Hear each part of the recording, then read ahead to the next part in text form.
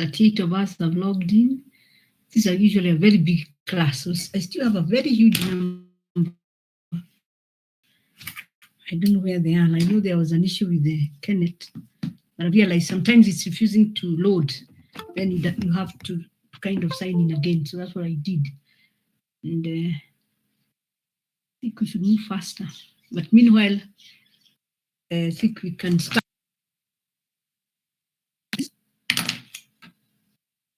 I should be having one unit with you this semester. Now you're not new to each other. We have had a unit. We had a unit, I think, last semester. So we are, I think, 2 even. So I think we are okay now. And this semester we are having 2406 pharmaceutical chemistry, 10 CNS. Sometimes it's called CNS 1, sometimes it's called CNS 2. It really doesn't matter. What the content is, what is important. On this new unit, this new semester, I know I'm very sorry there's been a lot of disruption. It was difficult to teach because there was a lot of chaos. And when there is chaos, it's better to keep off. Because some of the others who did not really want us to teach were even invading online teaching, and you do not want to be harassed. And even if you do a unit, you still cannot finish. So I'm hoping, it's my prayer that they will also change the semester date so that we still have to cover the unit thoroughly as we prepare you to go to finish this course. So we cannot do a solid job. We have to do it thoroughly. So it is our hope that this semester date will be changed. But nevertheless, also, if you get any extra time, I am ready to work. I have rested also. We can, as long as I'm not teaching another class, because I still have the official 3 units, we can do a lot of makeups so that we are able to finish. Because there's a half, we still have to cover each and everything which we are required to cover. So with that, can we have somebody to commit us to God again, because we are starting again?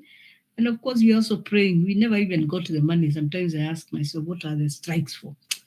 Anyway, when you are dealing with the crowd, when you're dealing with the crowd or the public, then sometimes it's difficult to make your own individual decisions because they can cause sometimes a lot of pain. So after wasting 2 months, because to me it was just a waste.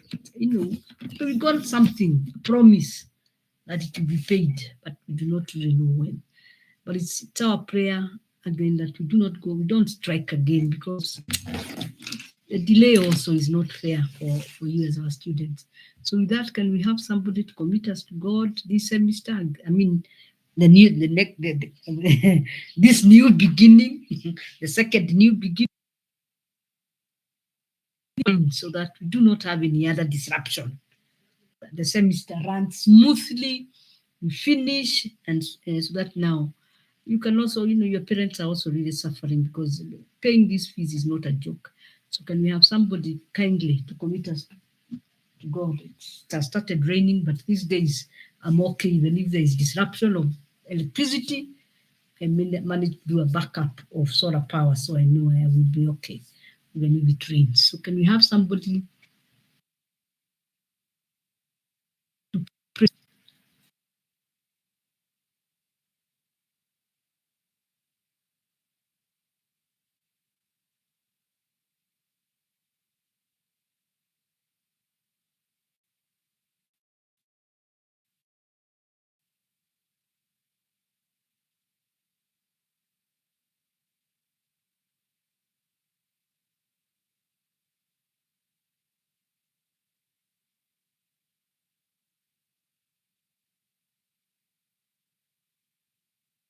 Kindly, somebody, please. Let's have somebody, please. Bruce, you ready to pray? Bruce, but you raised your hand. Bruce Jeru, Hello. can you pray for us? Yes. Thank you very much. Let's pray. Dear Father in heaven, thank you for the new beginning we are going to have. I pray that even as we begin our class, may you help us to have wisdom, knowledge, and understanding to understand the class that we will be having and the content and to be able to apply it and also be with our lecturer as well. And even as we begin, be with us till the end. In Jesus' name we pray. Amen. Amen. Amen. Thank you, Bruce. Thank you very much. So this semester, as I have said, we are having the unit PHA 2406, as they have also upgraded the Tenet, so I am learning. So PHA 2406, pharmaceutical chemistry 10, as I have said, times it's called CNS 1, sometimes it's called CNS 2, depending, but it should actually be CNS 2. And the one you had you advised me that you have done anticonvulsants, antidepressants. I think one of the classes said they never did anticonvulsants, but we are supposed to have done them. So the CNS 1 and 2, and one of them should have anticonvulsants, antipsychotics, sedative hypnotics, anxiolytics, and antidepressants, the 5 subtopics. And that should be our CNS 1. And then the CNS 2 is what we are supposed to be doing, but now it will depend. There has been quite a lot of confusion in naming the unit, but the content, what is at the advantages, the content is the same. Whether it's called CNS 1 or 2, as long as the content is the same. The content of 6 pharmaceutical chemistry 10, CNS 1, it, we should take about 45 hours. And this is narcotic analgesics or the opioids. We can either, the name narcotic analgesics is almost obsolete because it's really related to the abuse of these drugs. So more often than not, we call them the opioids. And then we should also do anti-Parkinsonian drugs, general anesthetics, centrally acting muscle relaxants, CNS stimulants, and hallucinogens. So again, we have 1, 2, 3, 4, 5. So 1, the opioids, 2, 3, 4, and 5, and 6. The CNS stimulants and hallucinogens normally as one unit is not as elaborate as the others because the stimulants and hallucinogens, they really do not have any clinical very minimal clinical application, because as you can see, they are stimulants they stimulate you, and the other ones are hallucinogens. When you talk about hallucinogens, you are getting hallucinations. So the last class really, has a very minor clinical application. So we'll not do it into details as the others. Also, once we are done with the opioids, narcotic analgesics, and anti-Parkinsonian drugs, the others, the general anesthetics, muscle relaxants, are also not as broad. So once, just the same as we've been doing before for each class of compounds, the following are discussed: general classification of members of each class, structural features, prototype synthesis, structure relationship, mode of actions, pharmacokinetics, absorption, distribution, metabolism, elimination, drug stability, and assay methods, where of course possible. So of course that is a reference, materials, and I think that is all you need. So that is the content, and as I have said, it's quite broad. But we should be able, if we get some few more weeks and you also give me some extra lessons for makeup, I am positive. I always remain positive. I'm very positive that we should be able to cover this unit. And again, before we start, I want to comment about our performance. I had said in the beginning, when you answer a question, any question you answer on structure, activity, relationship, yes, you might know everything in your head, but as long as you do not draw that general structure, number it appropriately, then the answer is almost null and void, because you are talking of positions that I cannot see anywhere. That was a major problem, where position 3, there is a hydroxyl group. The position 3 is in your mind. Kindly lift. It takes you only a minute to lift the general structure if you have been given the general structure. If you have not been given the general structure, it takes you just a second to draw that structure if need be, and then you number it accordingly. So that as you mention in your answer, any position, I am able to also link with you. I am able to join the dots. But now you talk about position 3. I'm asking myself where, how, so on. So quite a number of you are still not following that.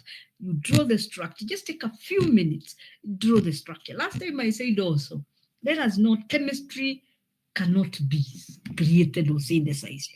Quite a number of you are good at creating your own chemistry. If indeed you don't understand a question, I would just prefer, just leave it.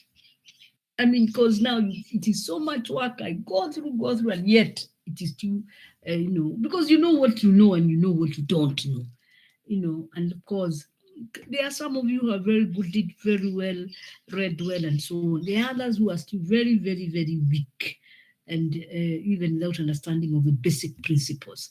But we are going to move together, and I believe at the end of this semester, we will have improved. I am not giving up. We will move together. There are some principles we have learned. There are some basics actually we have learned. And you will find that in medicinal chemistry, we will build on what we have learned. When it comes to stereochemistry, structure activity relationship, stereochemistry, it will go across. So some of them will talk about their stereochemistry influences activity, others don't, and so on. So we will, those basic principles we have learned will not change. The groups, the substituents that we have learned, let's talk the group, piperidine ring, propyl group, and so on. Those names are standard names. They will not change because we have changed the unit. So there, as we move on, you should become more confident, because you will realize we'll be repeating quite a number of things that we have learned. It is only that the class is different, but the attributes, the characteristics we are looking at, metabolism, we looked at metabolism, absorption, and so on. They are the same. It's only that the class of compounds is different, but you already have the basic concept. So with that, I want us to start, as I have said, on the opioids, on narcotic analgesics. We might not cover everything, because again, when they say narcotic analgesics, it's a very broad topic. So I will pick on what is very important. We want that which will guide you as you move out there in the field. So we have an introduction, opioid analgesics, or what we are calling narcotic analgesics, occasionally called opiates. But when you talk about the opiates is very specific. Opiates are those that are naturally occurring. When you talk about opiates, those are the ones that are naturally occurring. Those ones we call them opiates. When you talk about the opioids, it covers the whole range from naturally occurring to semi-synthetic to synthetic. All of them fall under the class of opioids. So it's better to use a general name, opioids. And when need be, use opiates when you're talking about the naturally occurring opioids, the ones which are naturally occurring. So opioid, what are opioids? We've talked about analgesics. We're talking about opioid analgesics. We have already studied non-steroidal analgesics or non-steroidal anti-inflammatory, and you kept saying they also have analgesic activity, they have also antipyretic activity. So when we talk again, we're just talking about a different class of analgesics, but these ones act centrally. So these act centrally, unlike the other ones we were talking about, which were actually mainly acting peripherally. So opioid analgesics include naturally occurring, semi-synthetic, and even synthetic drugs, which have a morphine. I hope all of us, I believe all of us at some time have heard of that name, morphine. So, and by the time you're done, you will know what morphine is. You will know its structure. You will understand its SAR and so on. So drugs which have a morphine-like action, namely they relieve from pain and depression of CNS. So not only these ones, they will relieve pain, but at the same time, they will cause some CNS depression, and they can also cause some other, they are working on the brain. They can also cause some other effects like euphoria, excitement, and so on. Depression, CNS, depression of the CNS associated also with drug dependence. When you are looking at the other non-steroidal anti-inflammatories, we did not talk about dependence anywhere. When we talk about dependence, it can be psychological, it can be physical dependence. When we talk about psychological dependence, is where you are not able to do anything unless you take that drug. When we talk about physical dependence, is when you withdraw from that drug, you have some withdrawal symptoms. Like some people will start sweating, others shaking, and so on. And that is what means you already are addicted, you have physical dependence. Quite a number of these drugs also have a problem of what we call tolerance. Tolerance. When we talk about tolerance, and that is what kills most people. Talk about tolerance is where you started with 50 milligrams and you felt it helped you even with the pain, or if you're taking as an abuse drug, or you're taking it for the excitement as a recreational drug, the 50 milligrams was good enough for you. But now, as you continue taking the drug, you realize you are not getting the same effect with 50 milligrams. You add another tablet, you take 100. Now, the 100 milligrams acts, gives you what you want for some time. Then again, after some time, the body has gotten used. That is what we call tolerance. And unfortunately, even as you get tolerant to the effects that you want, unfortunately, as you increase the dose, you're also increasing the side effects. So what happens to most of the people, especially who take these drugs for recreation, they continue increasing the dose until they take the lethal dose, and that just kills them. Because as I have said, you are also increasing the toxicity of these drugs until they become fatal. Opioid drugs are used as analgesics. They can also be used to induce sleep in the presence of pain, and especially for where you have very severe pain, like for cancer patients. Or anti-diarrheal agents, one or two. As we move on, I want you to give examples of all these drugs. Anti-diarrheal agents, you're going to mention which ones are used as anti-diarrheal agents. Wow, what kind of structure do they have so that they can be used as anti-diarrheal agents? Antitussives, antitassives or antitussives, these are drugs that you use for cough. They suppress cough, like codeine. For anti-diarrheal, like loperamide. Anesthetics, as we have said, we should be able to mention the general anesthetics like fentanyl. So these are drugs also that are used in theater. We have drugs like fentanyl. So when we mention it here, we might not bother mentioning it otherwise, because we will discuss it in detail. So we do have the opioid can be used for these various for these various activities, and therefore they are very, very important drugs. But as we have said, they have one drawback: dependence. Dependence and addiction and dependence and even tolerance, and that can be the undoing. Still introduction, opioid agonists can reduce. So this now we are looking at how do they bring about the activity. Remember, we also mentioned, when we mentioned about the non-steroidals, we did say what they do. So opioid and an agonist is that which binds the endogenous receptor to bring about a specific pharmacological activity. So opioid agonists can reduce the perception of pain and the reaction to pain without loss of consciousness. So they are doing this and you're still conscious. Opiates may reduce or eliminate the painful sensation, so they can reduce it or eliminate it completely. They may also alter the reaction to pain in that the patient feels relief with less anxiety. They are giving you less anxiety, they are giving you relief to pain, and therefore you will be able to handle the pain. You will have what we call quality life. Yes, you have cancer, it's painful. Perhaps, you will not live long. But what is most important in this life is that even those days that you live quality life, because nobody knows their end. We neither know our beginning, neither do we know our end. So at least we have what we call quality life, and they can opiate agonists may also increase the threshold to pain. In other words, you can withstand before you feel the pain. It must be very intense pain. You can withstand pain without feeling the pain. with actually feeling the pain. And then we have two types of pain. We have what we call nociceptive pain, is usually more responsive to opiates, pain, or opioids. Let's call them in general opioids. Painful stimuli from injured tissue transmitted through intact neuronal pathways. So when you have the neuronal pathway, the neurons, the pathway for transmission, neural transmission is intact. That is when the opioids work best. But you have another pain whereby it's less responsive to opiates, is the neuropathic pain, which is a result of damage to neural pathways.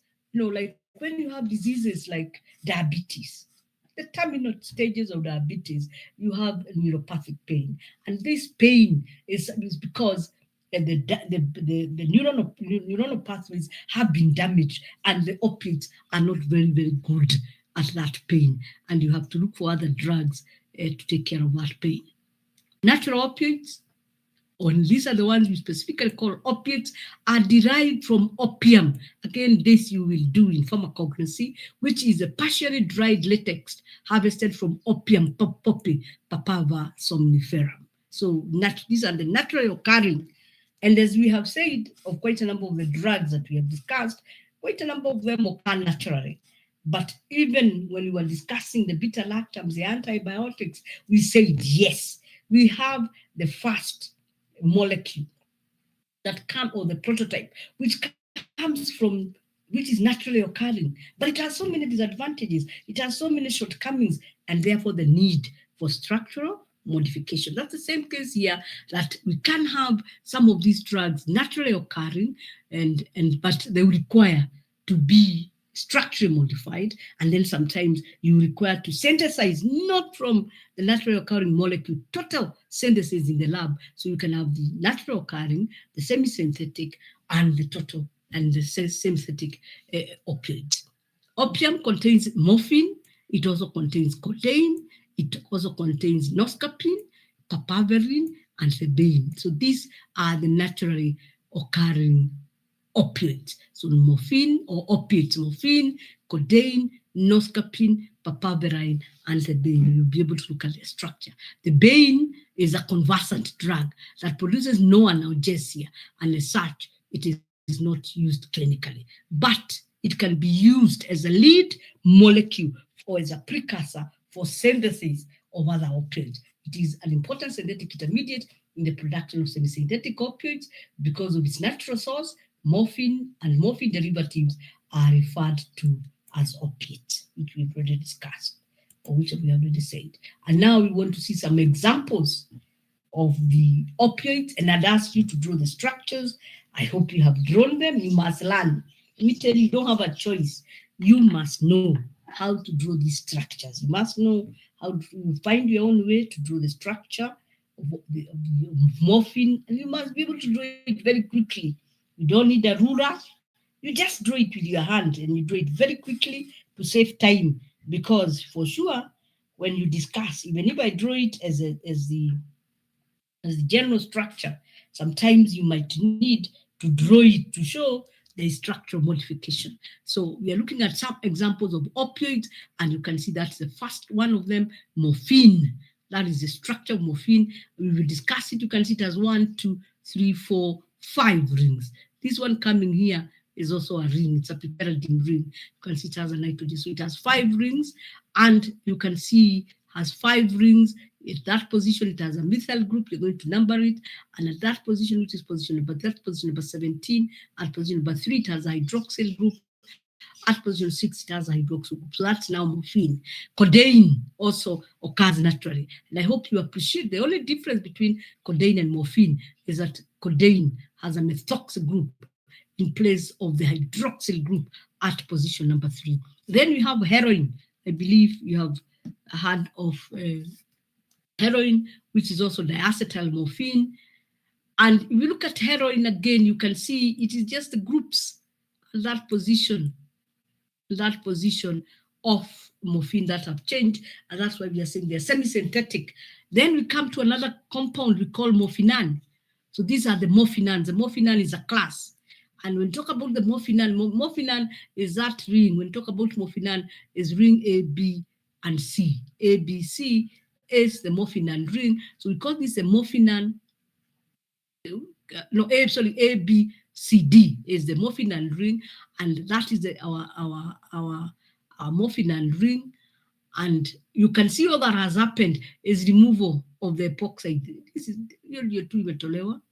But removal of that epoxide also necessitated that there is saturation of that double bond and removal of that hydroxyl group. So we will discuss those changes, what happens when those changes occur.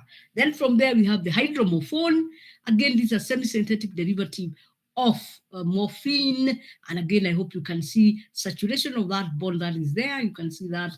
And the hydroxyl group at position number 6 being oxidized to become a ketone. And that we call it hydromorphone.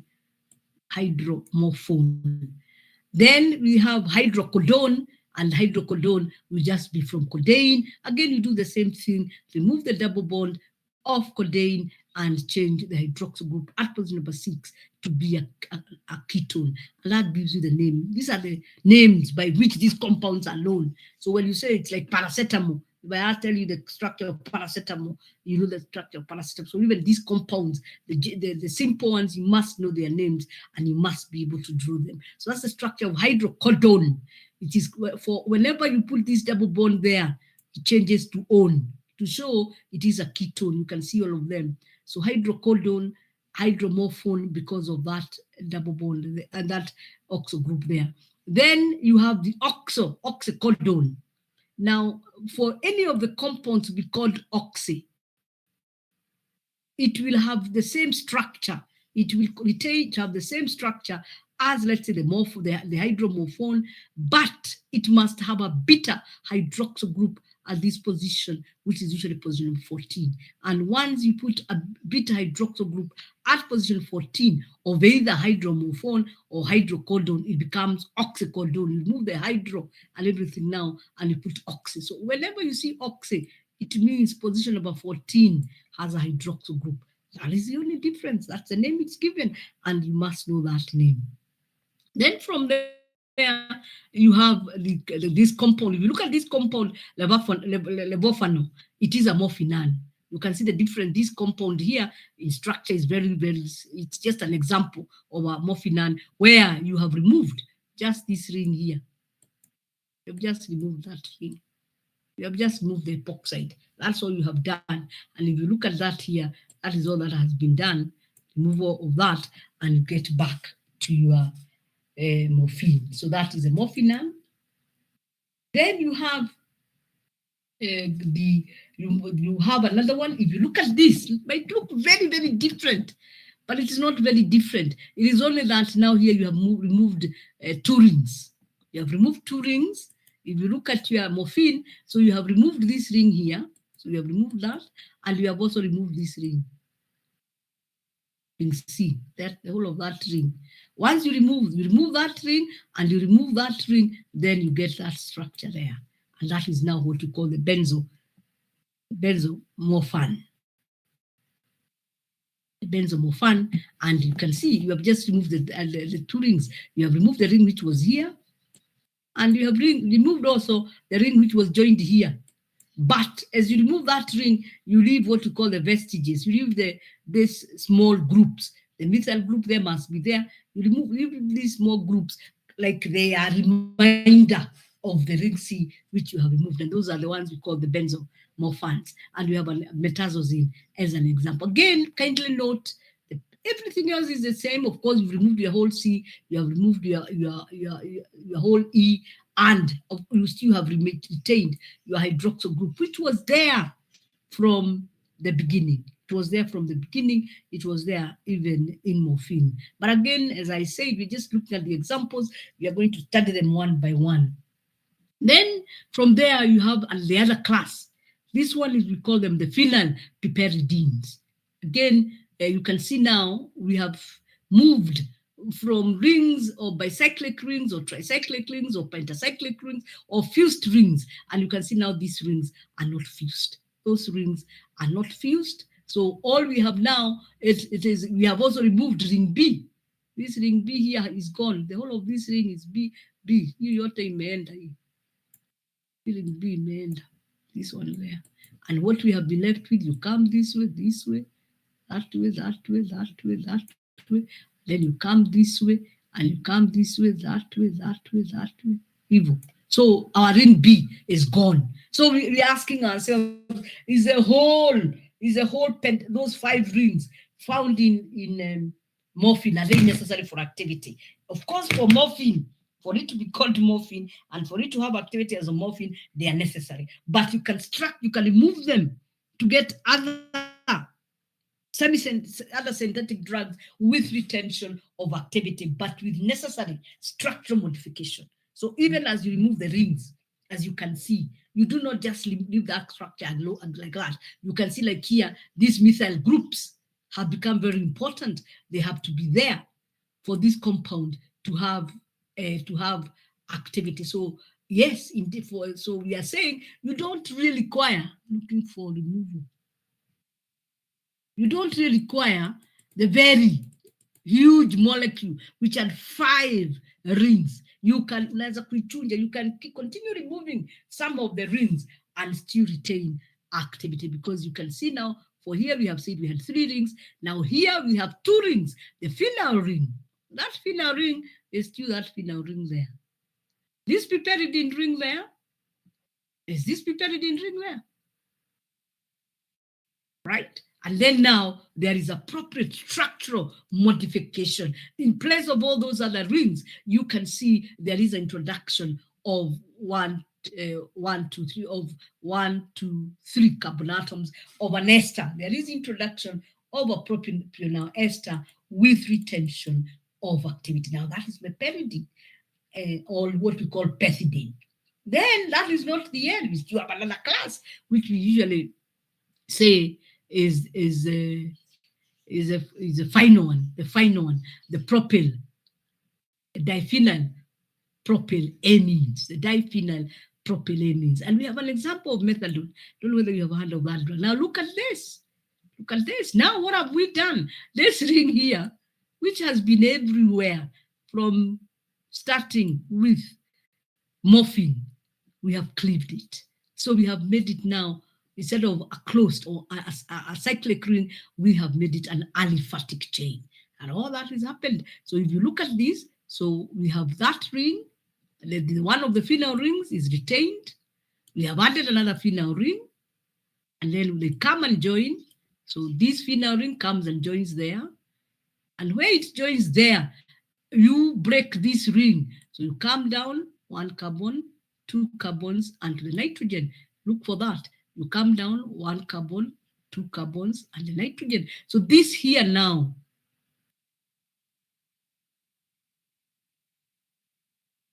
I wish I can get another color. Anyway, so this here now, which we are looking at this here, and this one now, is a piperidine ring, which has been opened up. So the piperidine ring has been opened up, and we have an aliphatic chain, and you have one of the phenyl rings is still retained, and of course also you do again the proper structural modification. You put other groups, and that compound still has activity. Of course, as we look at these drugs, we'll be able to say, yes, although methadone has activity, it has much lower activity than morphine, but it still has activity. And that is what we are, and that is actually now what we are calling the SAR.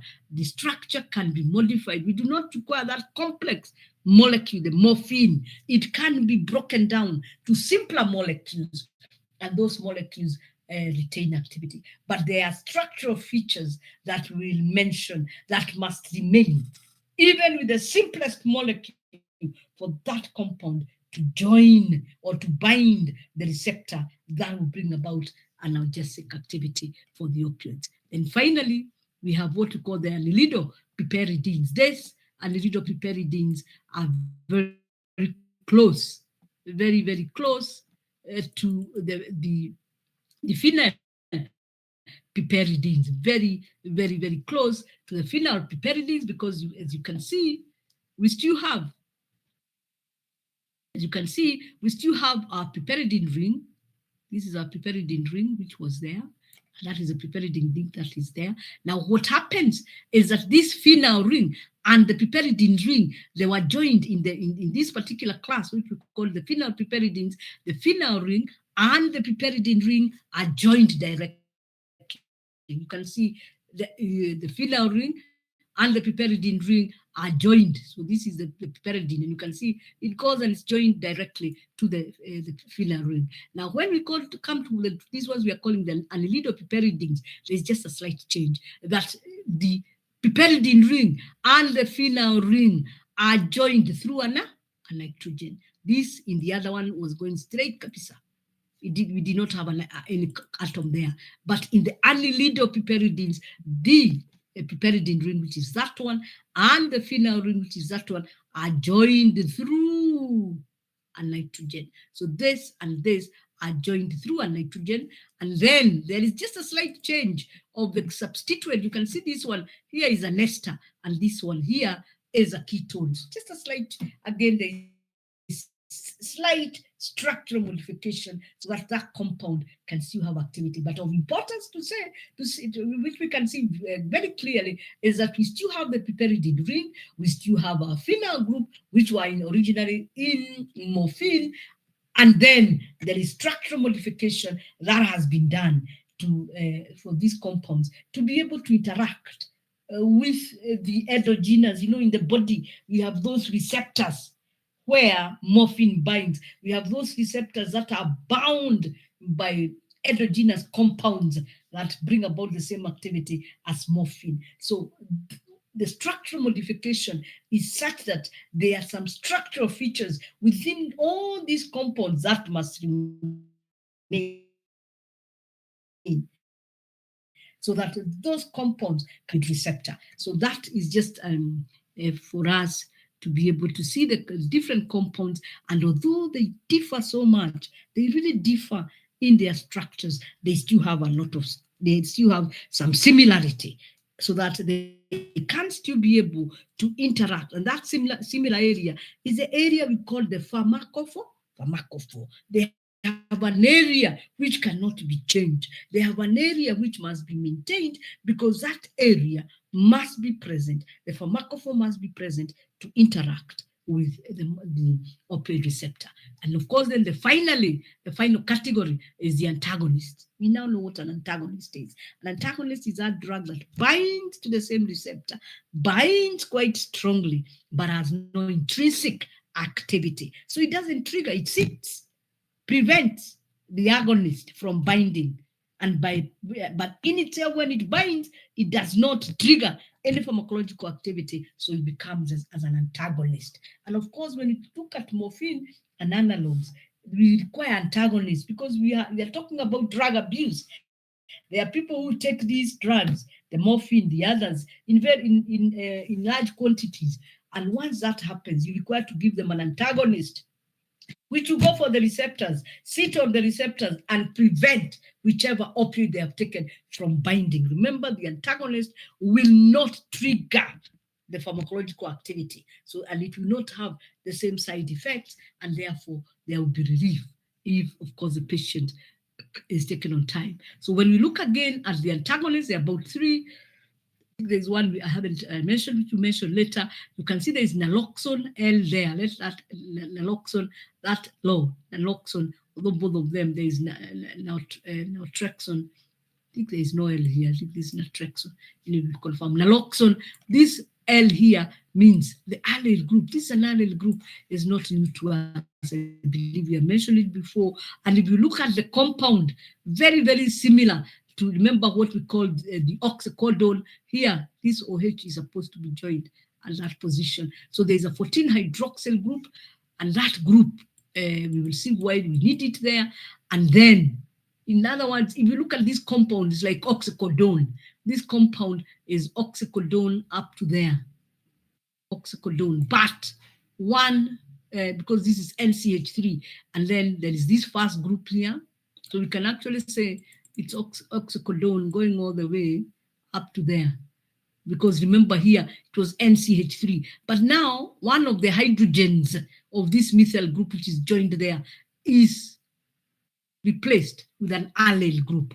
It is replaced with an allyl group. Otherwise, everything else in that compound is the same as the oxymorphone, the same as oxymorphone, but now we introduce an allyl group, and we will see what that allyl group does. And that allyl group, for sure, as we have said, this antagonist is responsible for introducing antagonistic activity. Then we have naltrexone, I think it's called naltrexone, and then we look at naltrexone again up to there, the same structure as oxymorphone, same structure as oxymorphone, but now we introduce a cyclopropyl group. One of the hydrogen of the oxycodone, or actually oxymorphone, is replaced with a cyclopropyl group again now, not with the detention of analgesic activity, but with the introduction of antagonist activity. Please let us be careful. These become antagonists the minute you introduce the allyl group, the minute you introduce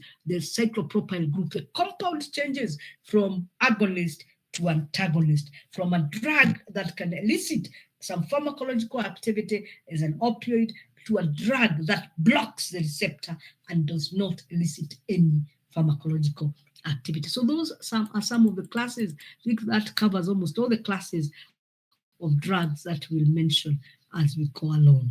Is there any question up to there, or are we okay? Any question? Then we move. So is there any question? Any question, or are we okay? We are 47.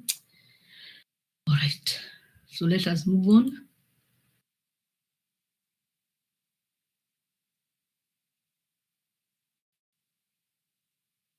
So now we are looking at classification, and in fact, we looked at the examples, I've explained the several structural differences, but let us now start to understand those drugs that we have looked at. Classification. Opioid compounds can be classified into three main categories. The naturally occurring, those are the ones which occur naturally. Extract of opium, which we call the opiates, such as morphine, codeine, and we had mentioned others. But you see, we are looking at, we mentioned others, but these are the most important, where we talk, especially when we talk about narcotic analgesics, morphine and codeine. And then, of course, as we have said, they can be changed. They can be changed to give other compounds. The synthetic, so that's the first one, naturally occurring extracts of opium, such as morphine and codeine, which are both agonists.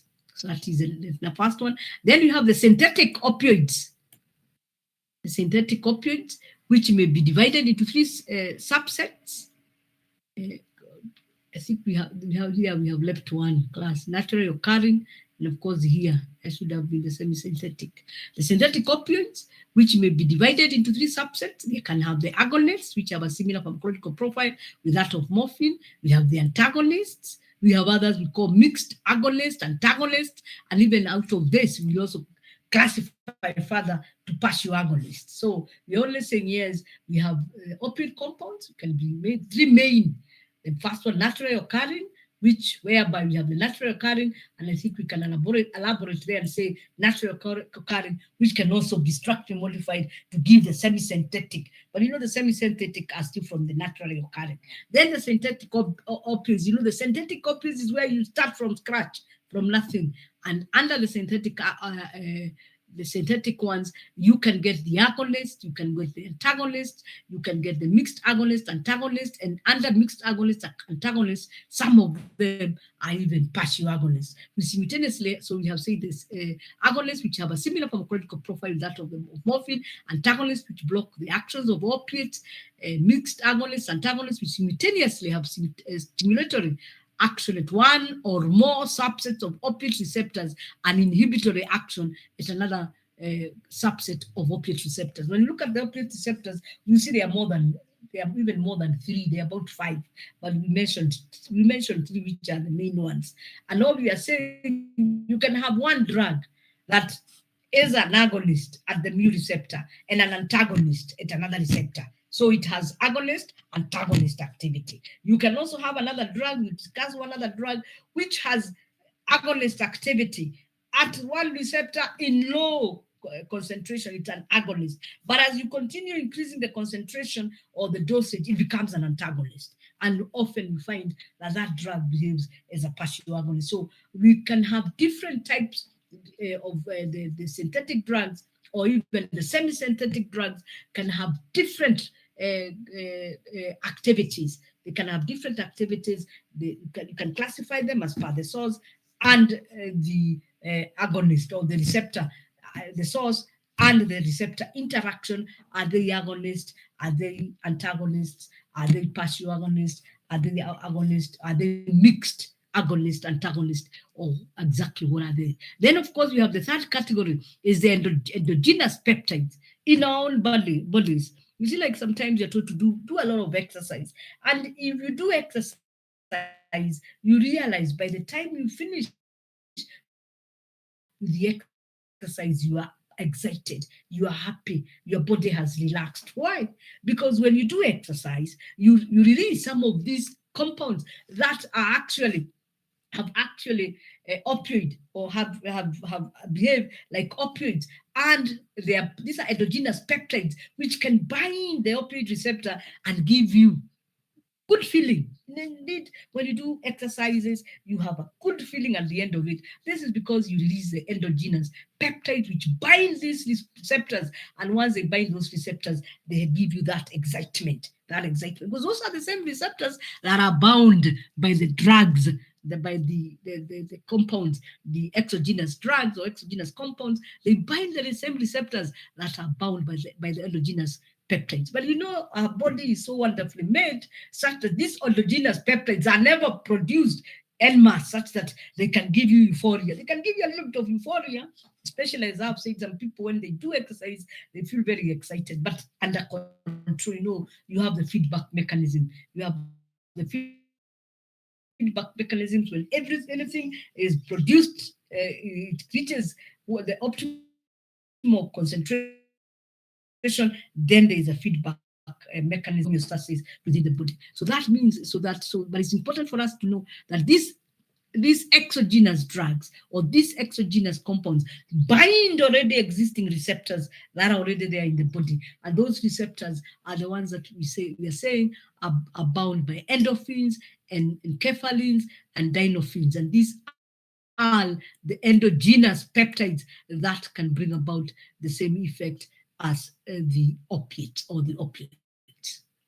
So now we are still there now, classifying. We are still, so that one was classifying these compounds in three main categories, and but we will continue classifying them. Classification of narcotic and analgesic based on receptor interaction and source. What is their source and how do they interact with the receptor? So you have the pure agonists and we have the natural ones, which you have seen the opium alkaloids or the opiates. We have morphine and codeine as example. You have semi-synthetic analogs. We have hydromorphone. It's a semi-synthetic. And when you say hydromorphone, you should be able to see the structure in your mind. We have oxymorphone, we have oxycodone and others. Synthetic compounds, we have mentioned a number of them. We have meperidine, which is also known as pethidine, levofano, methadone, sulfentanyl. These are actually general anesthetics. All these are those are general anesthetics, and also levomethadone, which we study, and it is actually used to counteract the effects of morphine. In other words, it is used to lessen or in addiction, so that to try and see whether, or when somebody has withdrawal symptoms, to see whether you can be able to counteract the effects of these addicting drugs. So meperidine, levofano, methadone, sulfentanyl, alfentanyl. We will mention all of them and even draw their structures, because all of them, as we have said, belong to specific classes. But bind the opioid receptors. So that's the first one, agonist. The next one is mixed agonist, antagonist drugs, and you can have the semi-synthetic. We have one we call nalbuphine and naloxone. You can see from fine and fine here, it means they are morphine analogs. So semi-synthetics, they are actually analogs of morphine. The morphine structure has been changed. The basic morphine structure has been changed very slightly, and you'll be able to see their structure. Then you have synthetic. Remember the ones I call the benzomorphins. You have the pentazocine. It is synthetic, mixed agonist, antagonist. And these drugs have activity at some receptors, and agonist activity at some receptors, and antagonist activity at other receptors. So that's what we call the the mixed agonist antagonist. They could be agonist at kappa or at one of the receptors, you're going to mention them, and antagonist at the other receptor. So they have that mixed agonist antagonist activity. Then we have also those we call the partial agonists. I believe, I don't know, I hope in your pharmacology you have mentioned partial agonists. When we talk about activity, we talk about potency and we talk about efficacy.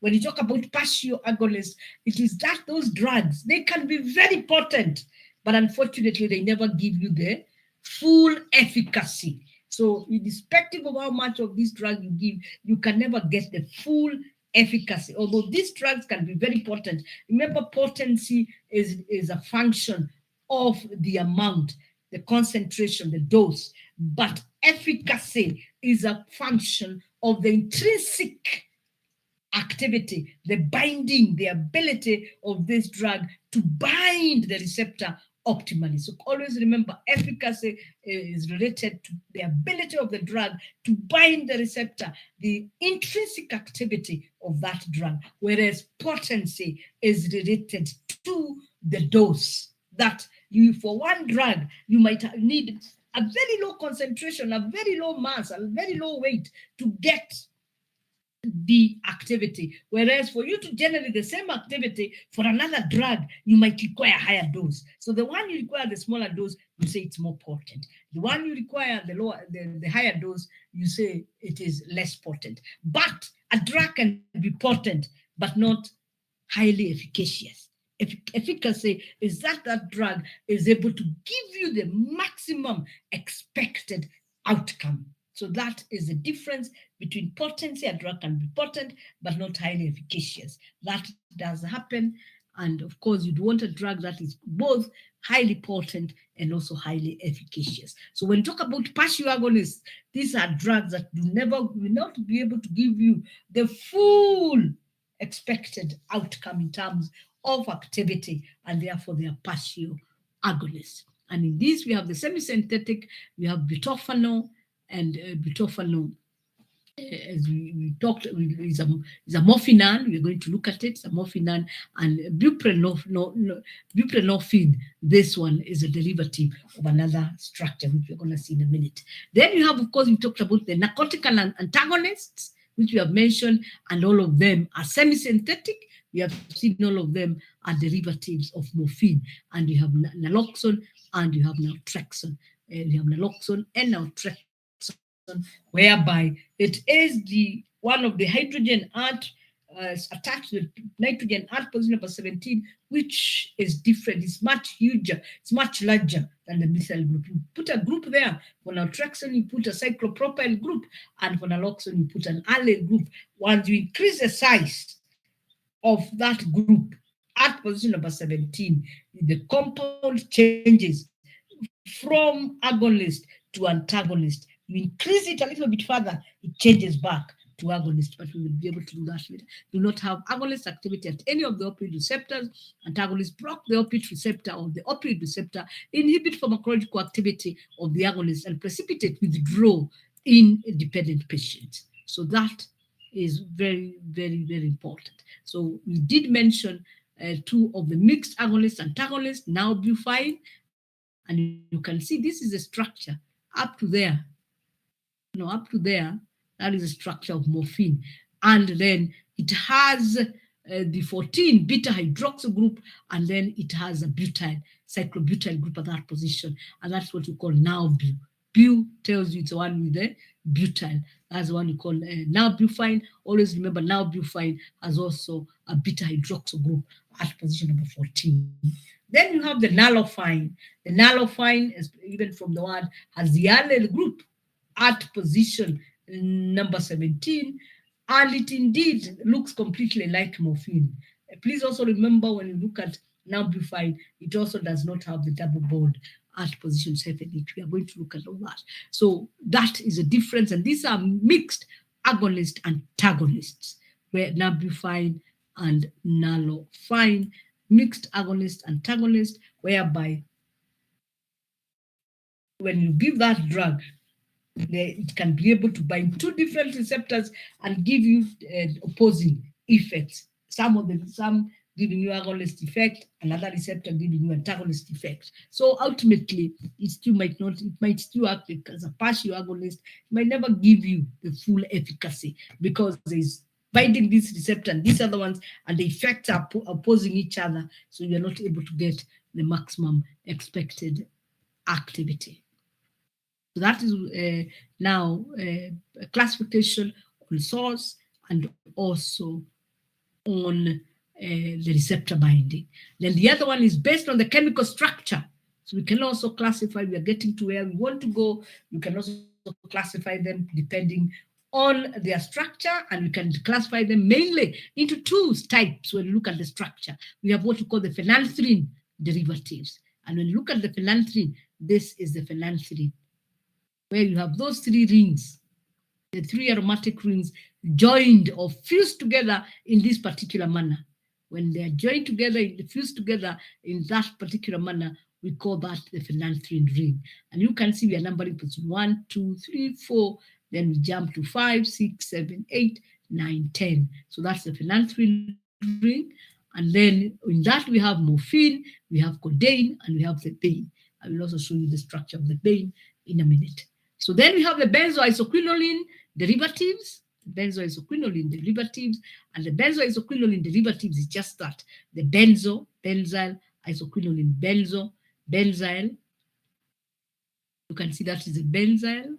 Sorry, not that one, sorry.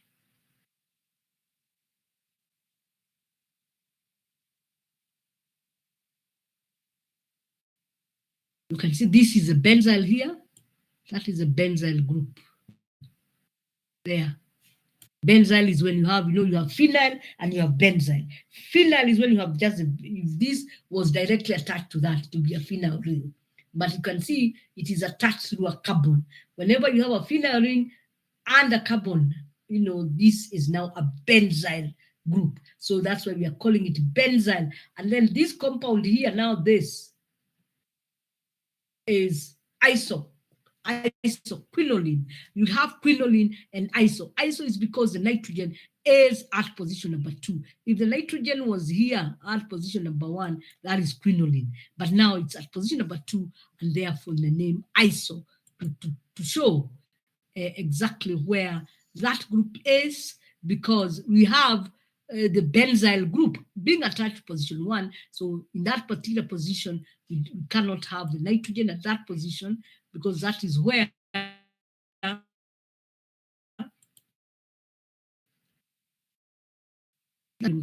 isoquinoline, because as I have said, the nitrogen is attached at position 2. So under the benzyl isoquinolines, we have the papaverine, noscapine, and nasine, and these ones do not have any analgesic activity, so we will not study them. The ones of importance is the morphine, codeine. The bane, as we had mentioned, has conversant activity, but we did mention it acts as a lead molecule, as a precursor in the synthesis of the semi-synthetic morphine analogs.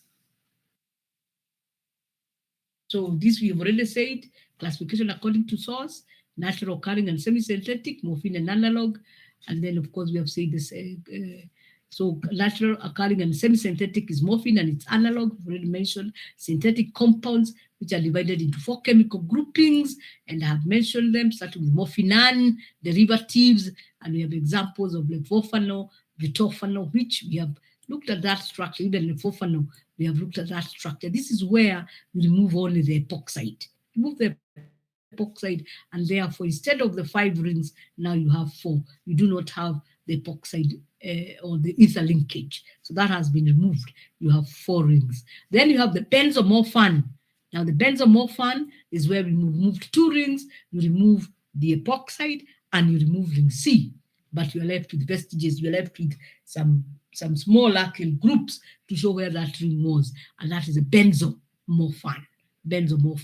And we have pentazosine, phenazosine, metazosine, and so on as examples. Then you have the phenylpiperidine derivatives. And the phenylpiperidine derivatives, remember we had 2 categories. We have the pure phenylpiperidines and the anilidopiperidines. The phenylpiperidines are like meperidine, and the lidopiperidines are like fentanyl. Again, we are going to mention all that. Then we have what I say, the phenylpropanoamines derivative. We have methadone and propoxyphene. Again, all these drugs, by the time we are done, we will have mentioned quite a number of them, so they will not be strange. So those are the 4 chemical groupings of the synthetic drugs. And of course, we have the naturally occurring and semi-synthetic drugs, which we are putting together, and then the synthetic compounds, which we can divide into 4 classes. And this is just now, I'll just put it in a table form. When I was reading, I came across this table and I thought it is good because it just gives a summary. So you have the natural opiates. These are alkaloids contained in the latex of opium. We have morphine, we have codeine, you have papaverine, you have the bane. But as we have said, the ones which are used mainly are morphine and codeine.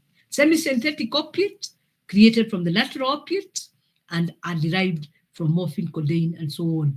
And we have the hydromorphone, you have hydrocodone, you have oxycodone, you have oxymorphone, you have desomorphine, diacetylmorphine, which is also heroin, you have nicomorphine, dipropanoyl morphine, benzylmorphine, and ethylmorphine. I have made sure that you will be able to see the structures of all of them. So these are semi-synthetic because it's just structural modification of the naturally occurring compound. You change a group at a particular position and you see whether you will improve on activity, you improve on the analgesic activity, perhaps retain the same toxicity, or perhaps have an influence also on the toxicity. Then fullest, we should be calling them now, these ones now opioids. The minute they become fully synthetics, they should be opioids, as I said. Even this one, we should call them opioids. The naturally occurring are the only ones we call opiates. Then we have under fully synthetic opioids, so confirm, make sure you write opioid there. We have mentioned a number of them. Fentanyl, as I have said, which is used as a general anesthetic. Pethidine is used in labor ward, especially for mothers when they're delivering and they're in a lot of pain. Methadone is used in rehab centers. Tramadol, you come across it, it's used as a pain. It is much weaker in terms of potency and even toxicity than morphine, but it's much stronger than the paracetamols and the Piritons and the other ones we have talked about in the non-steroidal anti-inflammatory. So it's a stronger analgesic, but it has much lower intrinsic activity or binding affinity for the opioid receptor compared to these other ones. And then propoxyphene also is also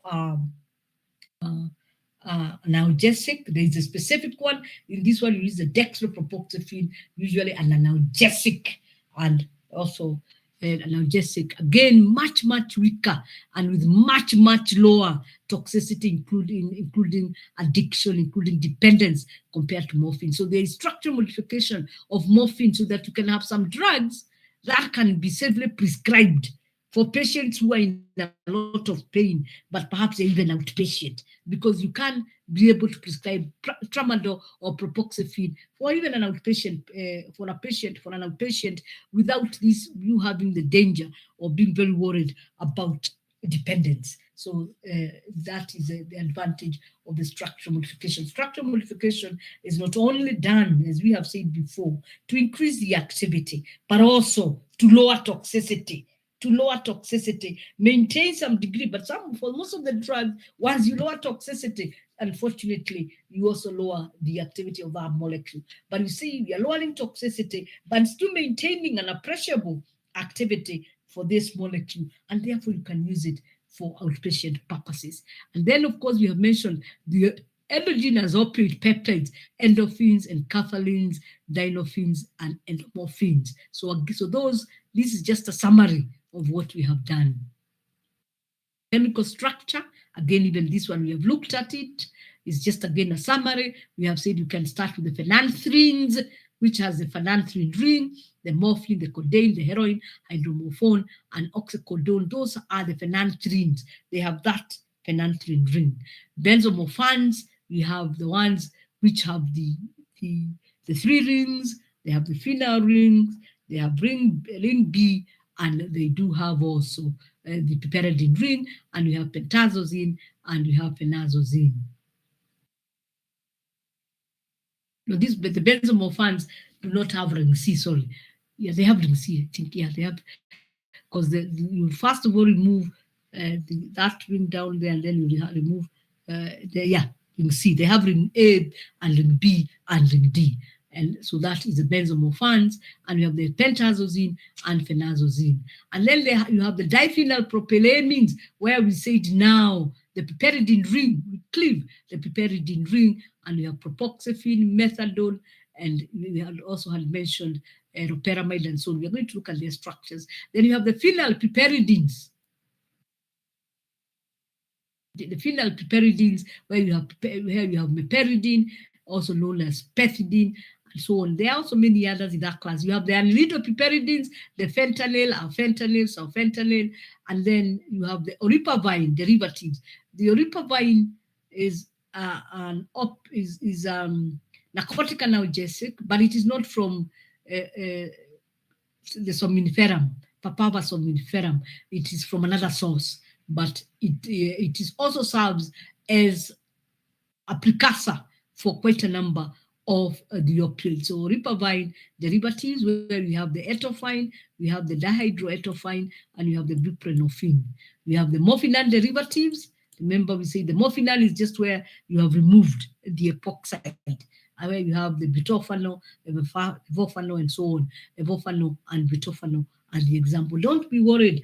As we move across, we will be able, by the time we finish, you will have enough of those examples. But I've drawn a few of them. So the ones we have drawn, quite a number of them, the ones we have mentioned, and perhaps I've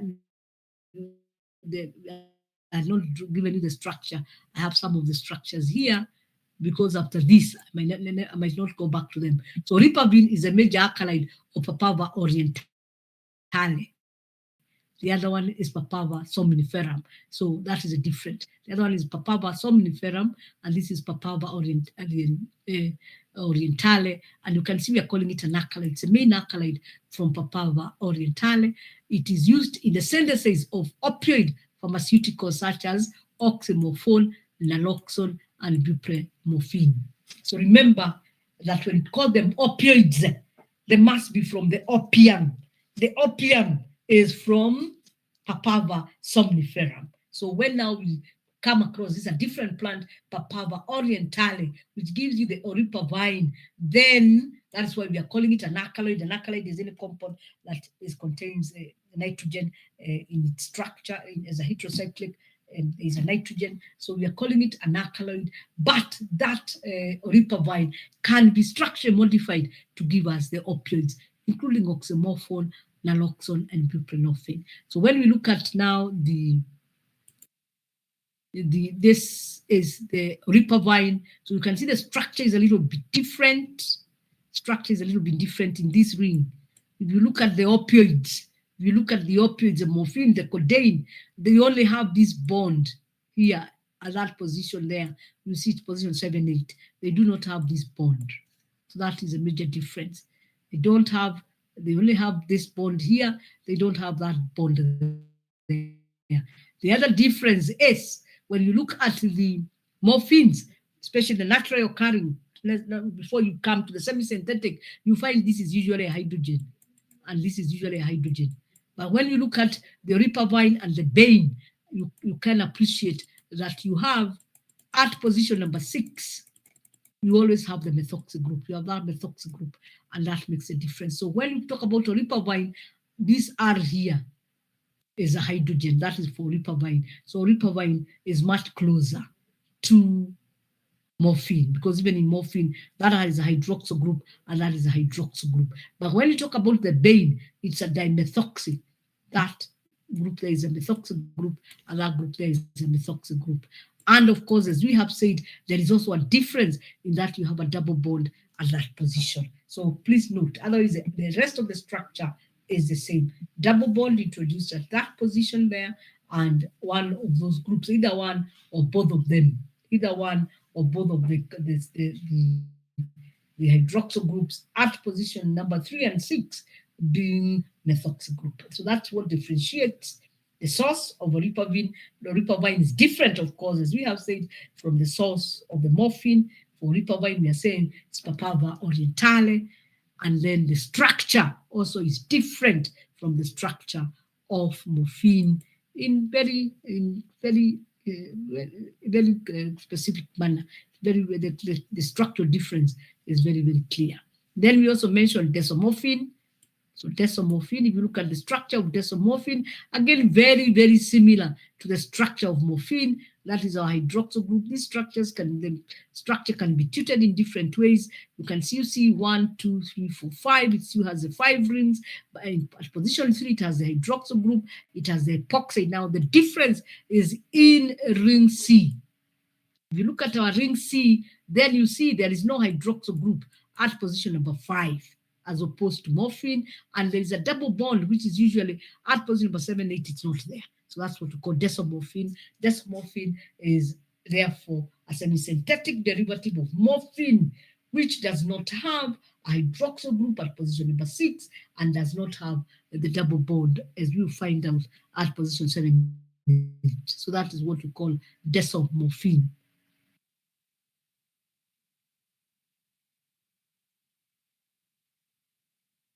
Then you have, I think now I have to make it smaller.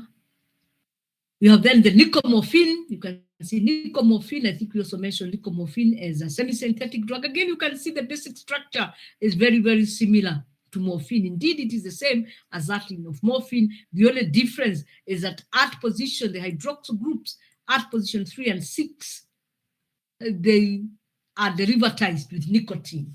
So that's why we call it nicomorphine. Derivatized with nicotine, that's the structure of nicotine there, derivatized with nicotine, and therefore it's a 3,6-dinicotinate ester of morphine. So that's what we call nicomorphine.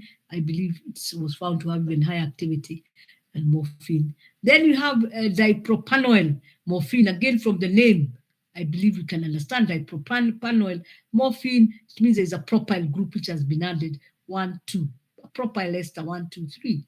There, propyl ester. It's a dipropanoyl morphine, and you have those two groups at that position, and we call it dipropanoyl morphine. It was found to be a bit slow acting. It is more potent than morphine, but much slow acting, because as we are going to study, this group here must always be free, as a free hydroxyl group for the compound to have activity. Then we have the benzyl morphine. Again, if you look at benzyl morphine from the name, this is a benzyl group, and the benzyl group is at position number 3. Remember, position number 3 is in the aromatic group. Benzyl morphine, we expect it to have much lower activity, because as I have said, when we look at the SAR, we will discover that this group here, you must have a free hydroxyl group. But when you put big groups here, they reduce the hydrophilicity, they decrease the hydrophilicity of morphine, increase its lipophilicity.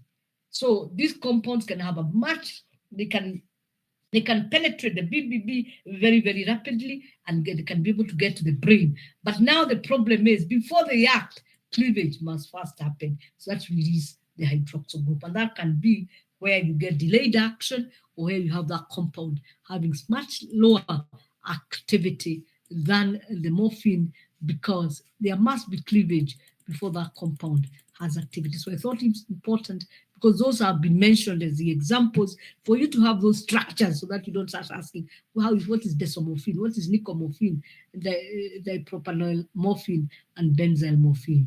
Those are just other semi-synthetic drugs. Some of these, when you did drug discovery and development, when you are developing a new drug, you first synthesize very many semi-synthetic derivatives or derivatives, and you continue testing them until you get that which has the best activity.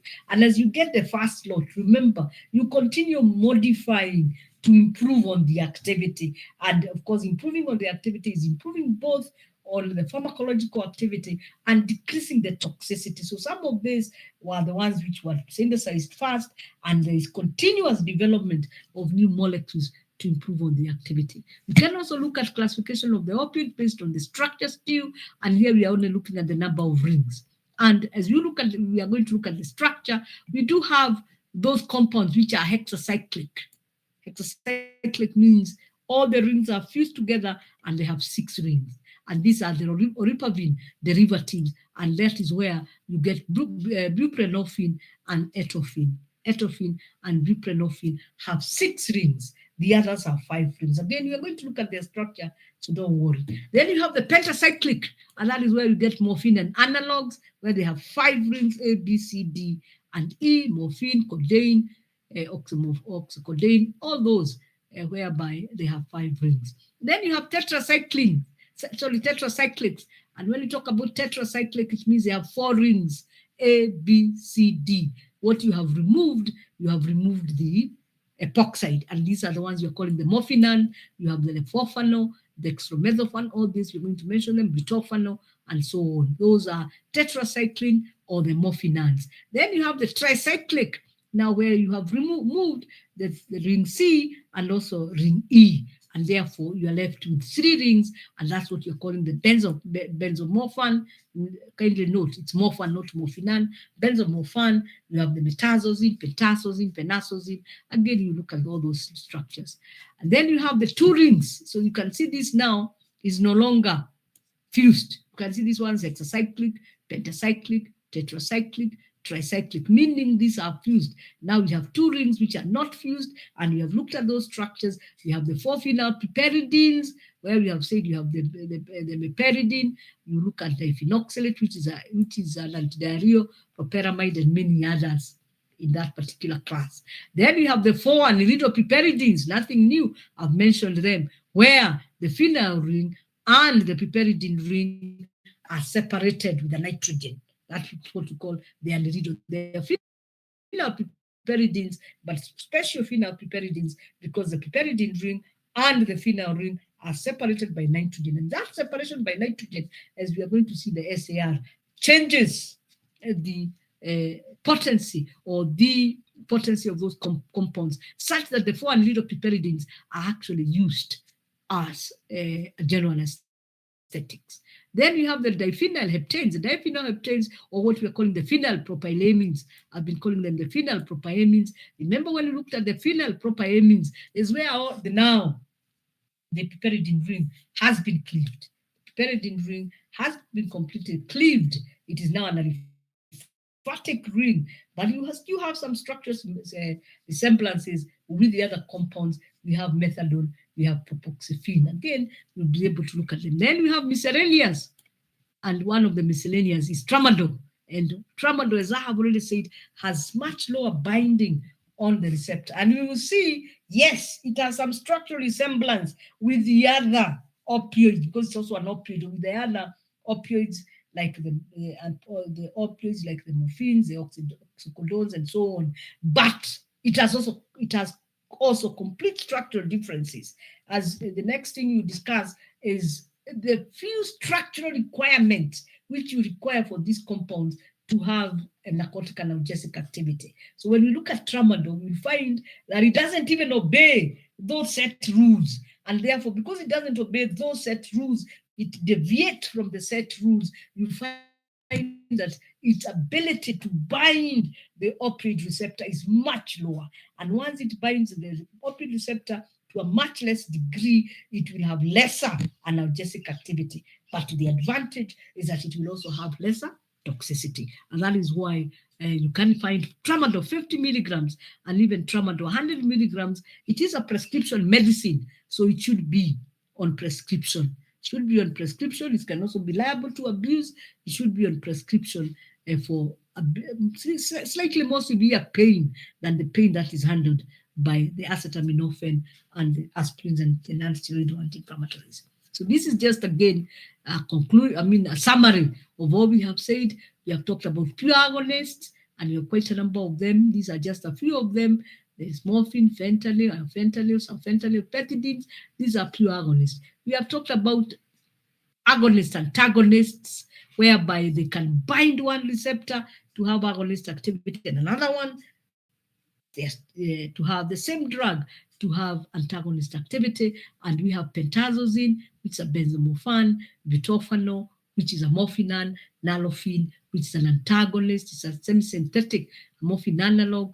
Buprenorphine, which we have said it's a ribavirin derivative, and desosine. Desosine is also a synthetic, totally synthetic drug, which was found to have structural resemblance, completely synthetic. It has some structural resemblance with the benzomorphans, but it also has differences from the benzomorphan. So those are agonist, antagonist. Then you have the pure antagonists. These are drugs that will have complete pure, none at all agonist activity. We have mentioned naloxone, naltrexone, naumifene is another one that is structure. It has structural resemblance with naltrexone and naloxone, but I think at position number 6, it has a double bond CH2. Position number 6, instead of the hydroxyl group, at position number 6, it has a double bond CH2. Makes it different. Buprenorphine, that one we might not discuss, and methyl naltrexone. Now we can understand it very close to naltrexone. So we'll be able, since these first 3, I'll get the structures of this. So those first 3, we will discuss them in details as examples of pure antagonists. Pure agonists are agonists to opioid receptors with highest propensity for mu receptors. So the mu receptors are said to be the best, or the ones which produce the highest agonist activity. And therefore, when you talk about a pure agonist, it will bind all receptors and bring agonistic activity. Agonist, antagonist, or agonist and antagonist, except for buprenorphine and desosine, which are agonist antagonists also, are agonist at kappa. We are going to mention the different receptors. We have mu, we have kappa, we have delta, we have sigma, but we will concentrate on mu, kappa, and delta. So we have, so they have an agonist at kappa and sigma receptors, and an antagonist at mu. And you have seen, we have said mu is the most powerful agonist receptor in terms of agonist activity. So they will bind the receptor kappa and sigma with agonist activity, but the antagonist at mu receptor. And no wonder they have agonist antagonist activity. And so with exception, we have said with exception of buprenorphine, and then buprenorphine and desosazine are classified as partial agonists. Agonists, you partial, so they're not just agonist, antagonist. You even put the word partial. Partial agonist, antagonist, as at low dose, they are agonist at mu receptor, whereas at high dose, they become antagonist, producing a ceiling effect.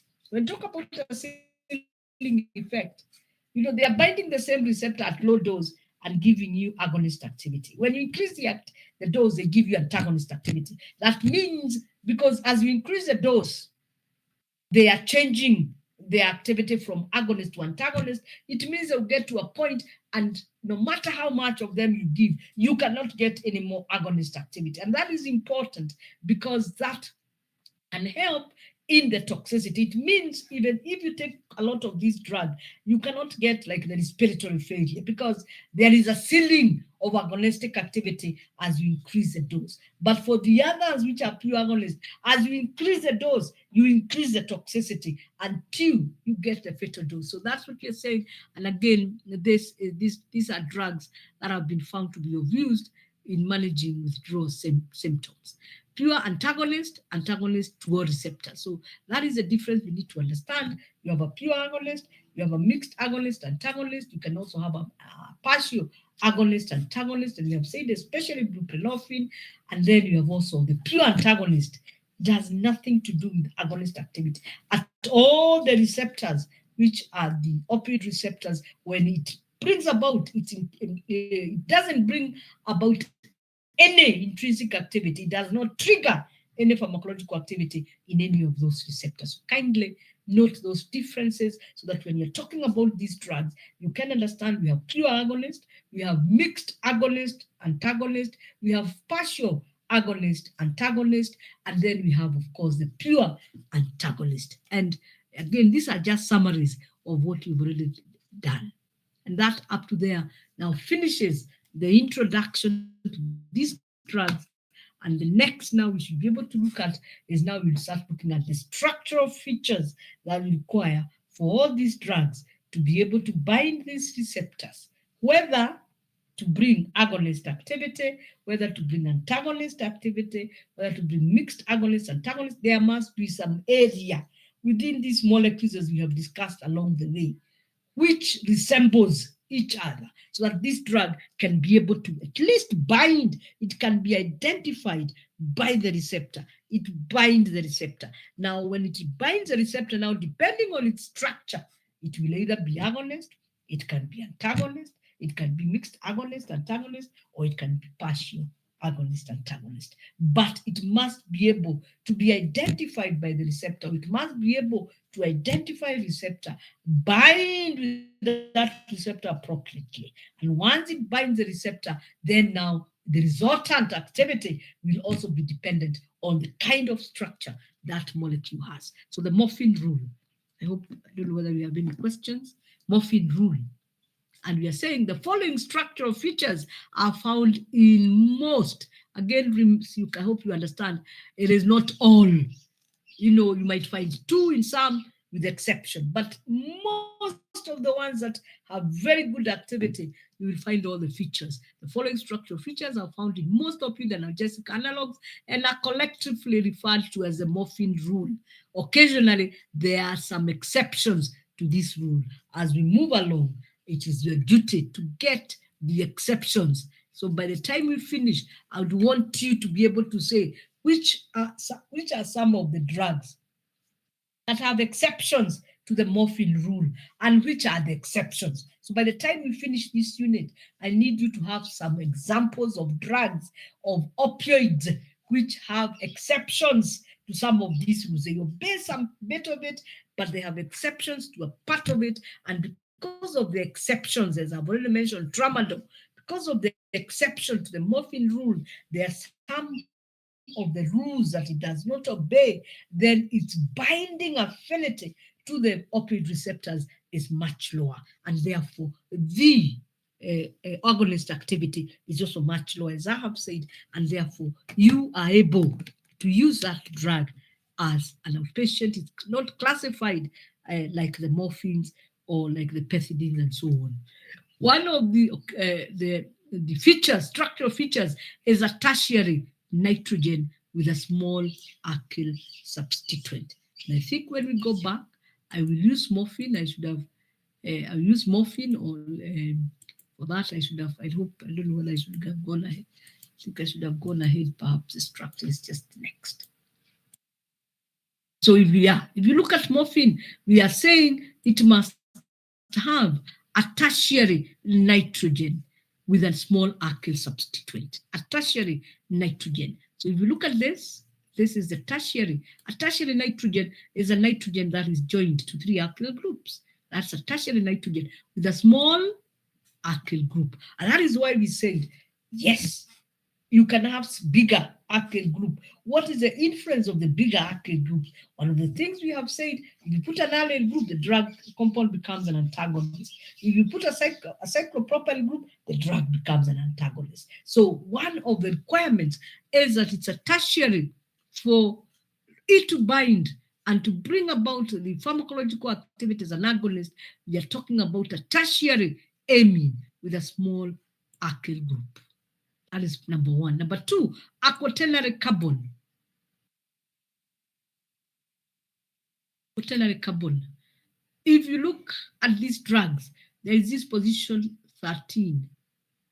You look at morphine and you look at position 13.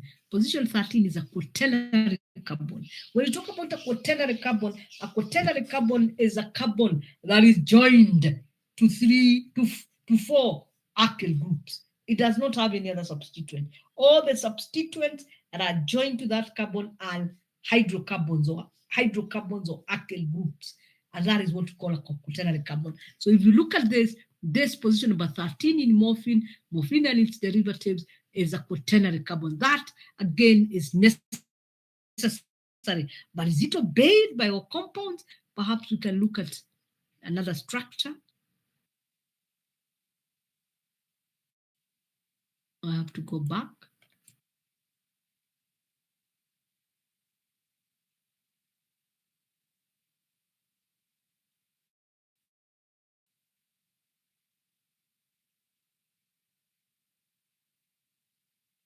Yes.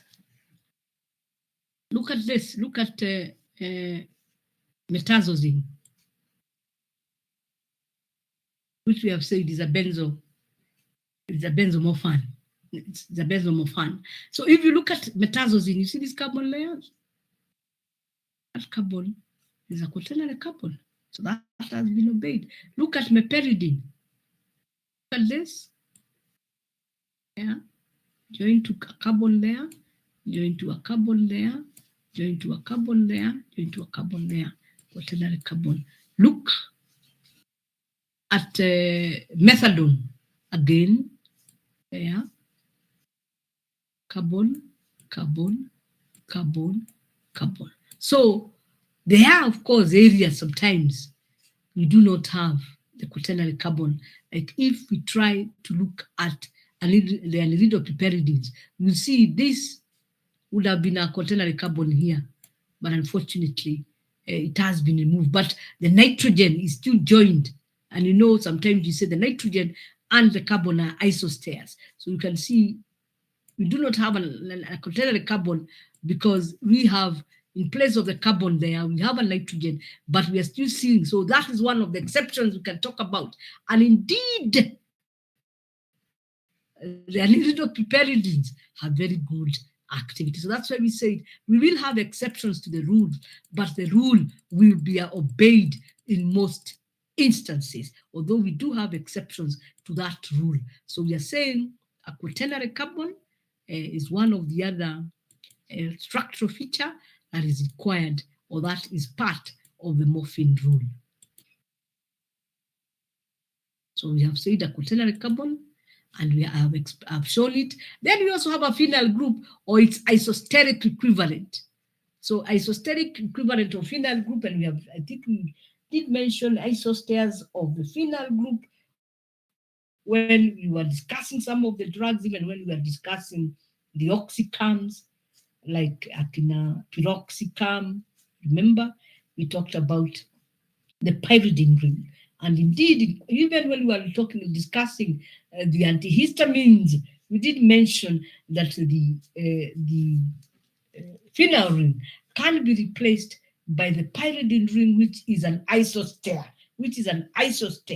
of the phenyl ring with retention of activity. When we look at these compounds, we find that indeed almost all of them have a phenyl group. I don't need to go back. I kept showing you the phenyl group. Even in the last group, which was the phenyl propanoamines, the methadone, the phenyl group is there. Indeed, in most of those ones, you have a second phenyl ring added. But the first phenyl group, which is found in morphine, is still retained. You require that group, you require the phenyl group, because the phenyl group is very important in this drug anchoring itself onto the receptor. So again, phenyl group or its isosteric equivalent directly attached to the quaternary carbon. So again, that is very important, that the phenyl group is supposed to be directly attached to the quaternary carbon. Again, if you go back and follow where you have the quaternary carbon, you will see it is attached to the phenyl group. Again, with the exception of the anhydropiperidines, where the anhydropiperidines are joined to the nitrogen, which is an isoster of the carbon. And that nitrogen again allows the molecule to have very good flexibility, to be able to fit onto the receptor very well and give us the necessary activity. So again, that phenyl ring is there, but the bit of directly attached, that we can say is not always obeyed, because we have talked about the anhydropiperidines. Indeed, we do not have a quaternary carbon, and indeed, even when we look at the nitrogen, we don't have a quaternary carbon, and the phenyl ring is directly attached to a nitrogen, not the quaternary carbon. But we are saying that nitrogen is an isoster of the carbon. So there is still a hidden structural resemblance there, but not what is expected as per the morphine rule. Finally, a 2-carbon spacer. Remember, in most of the drugs we have studied, even go back to the antihistamines, Go back to the antihistamines. Go back to the H1 and H2 blockers. Like for the H2, we say 3 to 4, only one. I think it was famotidine, which had 4. The spacer having 4 atoms. We did not call them carbons because within that group we had the sulfur. But if you look at even the antihistamines, if you look at the non-steroidal anti-inflammatories, we have always specified you need this size of spacer from here to there, because that spacer is very, very important in giving you the correct size of the molecule. If you increase the spacer too much, then you find that the molecule does not fit the size which is necessary to go and get into the receptor. So therefore, this is not new. So here we are saying you have to have a 2-carbon spacer between the quaternary carbon and the tertiary nitrogen. Again, there we can go back. So here we have our quaternary carbon. The 2-carbon spacer is that carbon there, and that carbon there, that it has to be one. There's another carbon and this carbon here. So a 2-carbon spacer, you must have a 2-carbon spacer between the quaternary nitrogen and, if I got it right, the quaternary nitrogen,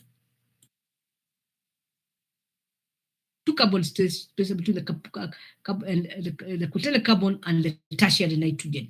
You must have a 2-carbon spacer, and that again will be observed almost. You can see here it's clearer. You see that's a quaternary carbon there. So you have the carbon 15 and you have the carbon 16. That is what we are calling the 2-carbon spacer. And even if when you look at, even where we have the methadones, where we have the propoxyphene, you will find that indeed is retained. Here is a quaternary carbon there.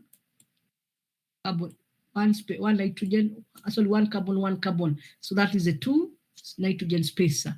If you look at this one, here is a quaternary carbon there. And that is 1, 2 between the quaternary carbon and the terminal nitrogen. If you look at this one, here is our quaternary carbon here.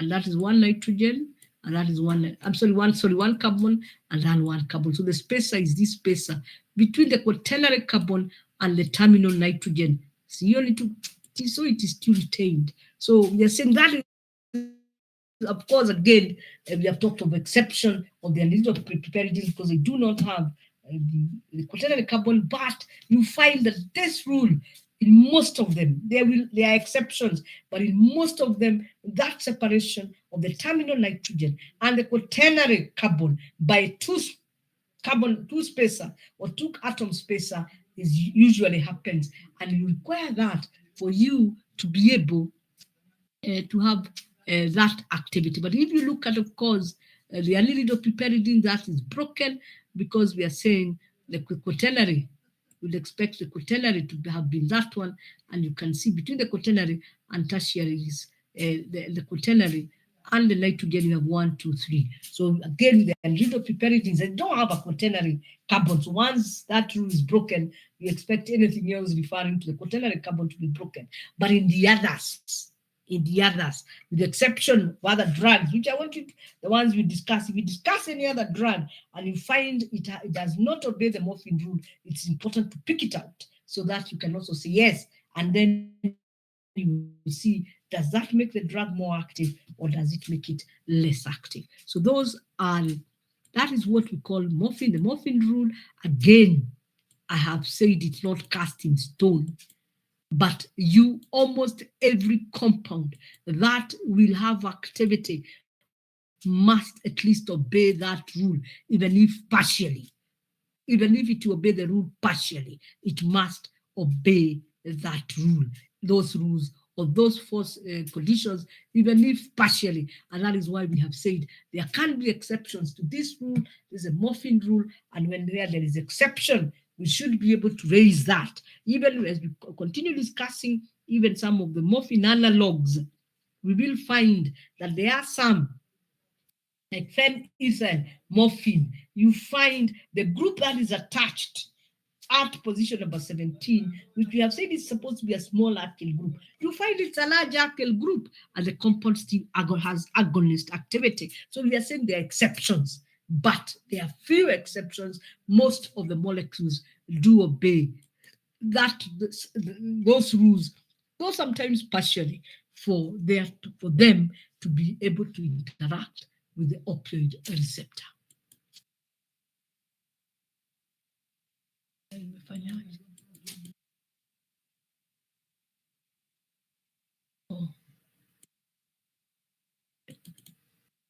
Bila haiendi, imekataa.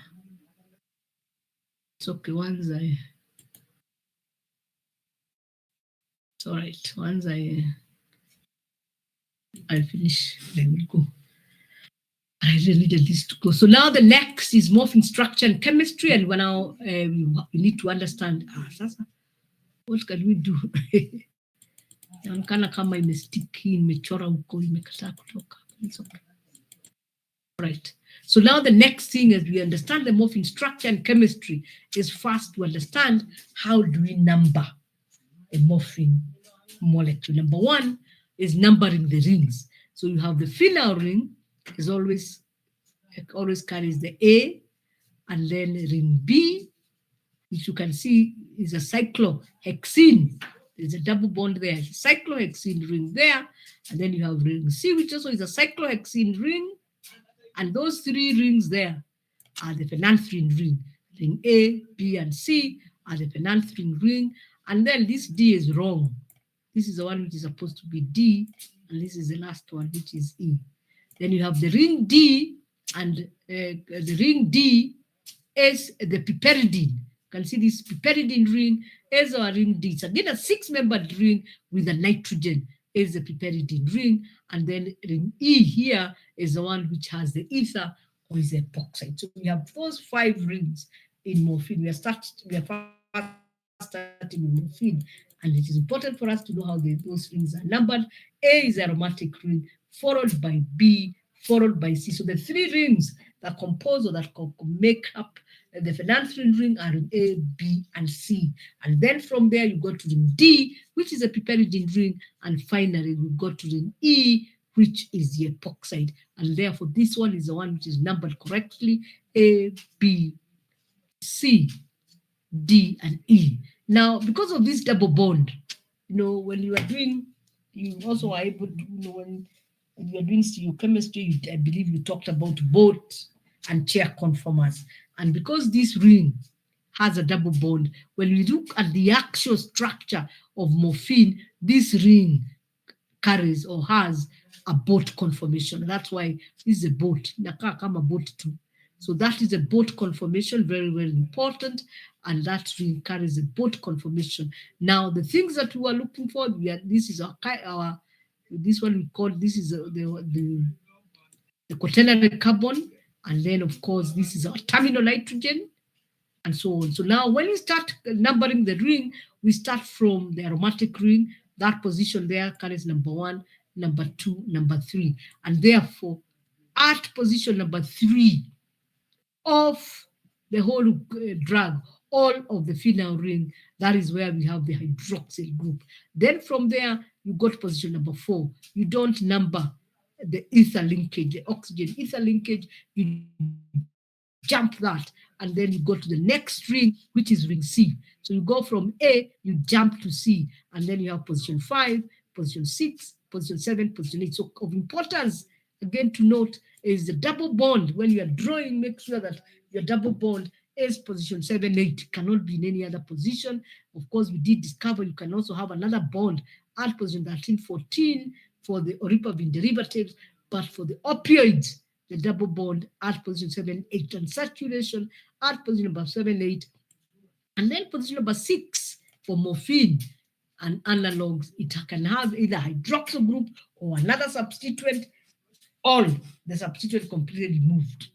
Remember, like in desomorphine, we say that hydroxyl group has been replaced with hydrogen, and that is still a morphine derivative. So they have gone to position 6, 7, 8. And then now from there, so we have finished ring A, we have gone to ring C. And you can see when we go to ring C, we have started at that position, 5, 6, 7, 8. Then from position 8, somehow we jump and leave 2 positions in ring C, and we go to ring B. And now we go to ring B up here. That is position 9, position 10, position 11, position 12. And now the position 13, as you can see, is that position that is kind of shared by almost all rings. You can see that ring B, apart from, of course, ring A, ring B is there in that position. Ring D is in that position. Ring C is in that position, and ring E. So this quaternary carbon, which is position 13, even if you forget, make sure you have that is position 13, and that position 13 is shared by all the rings. And then from that position 13, we are still in ring position. This one again is shared. So positions that are shared, we number them as the last, starting with the quaternary carbon. So we number the position that are single, that belong to the single rings, and then we come to the quaternary carbon. We give it position, of course, from here, position 10, single, and then we go to 11, which is shared, 12 shared, and then we go to the quaternary, and then from the quaternary, we go to the important position 14. This is the position where you said you can have a beta hydroxyl group in the oxy. In the ox, whether it's oxymorphone, oxycodone, then the beta hydroxyl group is introduced in that position, and that's why we are putting it R14. Under normal circumstances, it's an hydrogen, like in morphine. Then from position now 14, you can see now when you get to 14, we have numbered the whole of ring B. So we can now jump to the ring D, and from 14, we come to 15, we come to 17, and indeed our nitrogen, which also you can see is an R. Any position which has a substituent, and that substituent can be changed, is why we are calling it R. And we are putting the position R3. You can have a different group there, but in morphine it's a hydroxyl group. That's a hydroxyl group. That's a hydrogen. That's a methyl group. But those are groups that we find are changed or even are totally removed. We don't have them with retention of activity. So that is the structure of morphine. We still have not looked at the chemistry, but before we look at the chemistry, you must understand the structure. You must understand the structure. You must be able to draw that structure. And if you are given that structure, at least you must be able to number it. You must be able to number it. As I've said, you start from the aromatic ring, ring A, you go around it, the positions that are available, you go around ring E, you go to C, and then you jump to B, and then finally you finish off with D. So that is our morphine structure, and that is how we number it. And as we've just mentioned, we have already said that the rings are lettered. A is the aromatic ring, that one there. B is a cyclo, it should be cyclohexene. Kindly change that to cyclohexene because you can see we have that double bond. C is also a cyclohexene, and that is why it's carrying the boat conformer. Carrying the boat can carry either the boat or the chair conformer. Once you remove the double bond, it will carry the chair conformer. Cyclohexene. The D, as we have seen, is a piperidine ring, and E is the dihydrofuran. Remember this there. It's a dihydrofuran because here, remember these bonds are moved, they can shift. So we have a double bond there. And furan, remember, furan, which we mentioned when we were talking about sulfuroxime. Furan is like that. There are 2 double bonds. When it is missing one double bond at this position, and that is why we call it dihydro, because at that position here there is a hydrogen added, there is a hydrogen added to give this ring. That's therefore we can either call it dihydrofuran or the epoxide ring, or because this linkage we call it the ether. This linkage on its own, we can call it the ether linkage, or you can call the whole ring the dihydrofuran ring or the epoxide ring. So that gives us the 5 rings. And for morphine to be morphine, those rings must be attached the way we have discussed. They must be numbered the way we have discussed, and the names must be the names that we have given, or of the derivatives of morphine, which possess this basic ring structure, have a high addiction liability, which is proportional to their analgesic activity. And that is the worst bit, that the addiction liability is proportional to their analgesic activity. So for the compounds that have very high analgesic activity, they also have very high toxicity, because addiction is also a form of toxicity. So that is a major, or the one of the worst relationships between the activity, analgesic activity of the morphine and analogs, or the morphine and its analogs, the relationship between the analgesic activity and the toxicity, in that the toxicity, the toxicity matches the activity, and therefore the higher the activity, the higher the toxicity. So please kindly note that when we say the drug has much lower analgesic activity, as I said of tramadol, we also expect it to have much lower toxicity. And that is why we have said with a prescription, you should be able to get tramadol as an outpatient, but you cannot get morphine, because morphine is indeed a protected drug. It's a drug that, in fact, before they, of course, the classification now, we are doing pharmacy law and so on, and in pharmacy law we do the class. When we were going to do, when you were doing pharmacy those many years back, you were actually calling them dangerous drugs, and you had a cupboard for dangerous drugs. I believe now the name has changed, and they're kind of known psychotropic and something.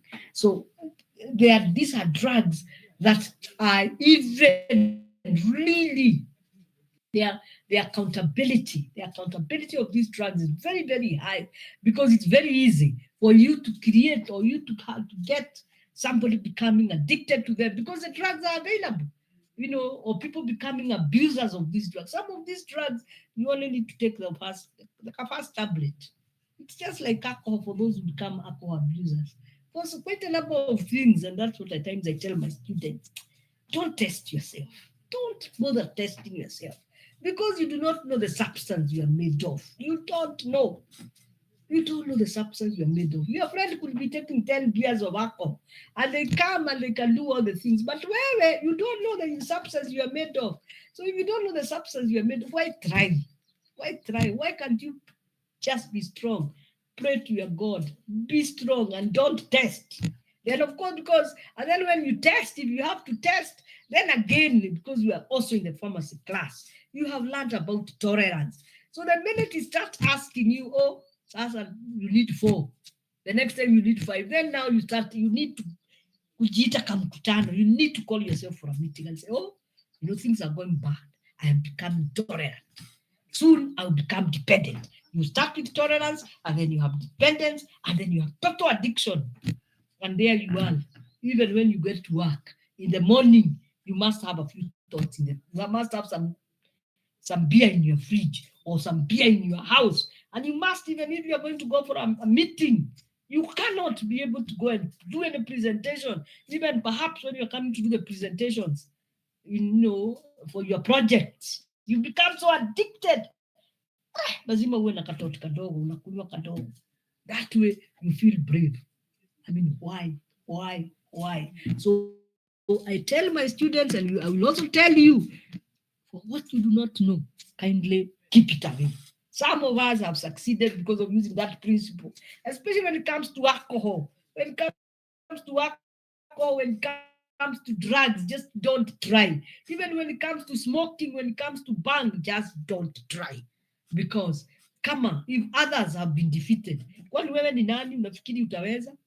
If others have gone down, why do you think at me, I'm strong, I can have self-control? Wait until you cannot even go for an interview without taking a thought.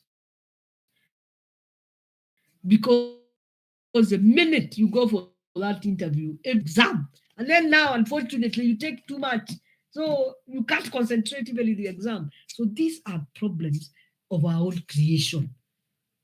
And I can attest to the fact that you can survive, you can make it. You don't have to take those things You did not go that way up to now fourth year, going to fifth year, for you to be an addict at the end. Ati unajua masomo imekuwa ngumu sana.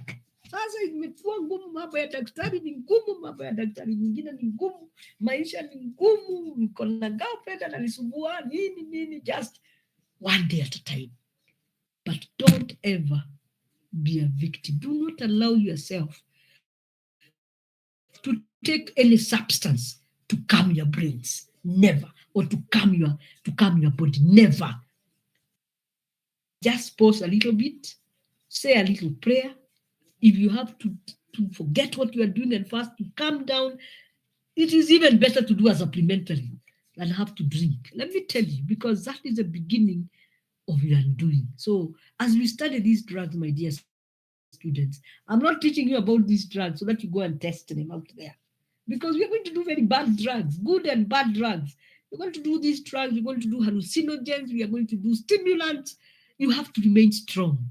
When I was working in a hospital, because that's where I started, we had very many issues when we prepared. We used to call it something codeine. We call it something codeine. I can't know. Am I forgetting that? Even I remember by two, but it was a codeine. And that codeine, we were preparing it because that time, even when you went to the chemists, I think these days they have removed it. Codeine used to be part of the over the counter antitassids, because as we are going to study, codeine is an antitassid. But you see, when you take the codeine in the body, the codeine is converted to morphine. So as a metabolite, the metabolite will cause you a bit of euphoria, a bit of excitation, and a bit of that. So there are people, we had one person, unfortunately, he passed on. But anytime we made that codeine, we would find in the morning there's basically nothing. And he's one of us. He used to be a pharmaceutical technologist. So we had to find out what is happening.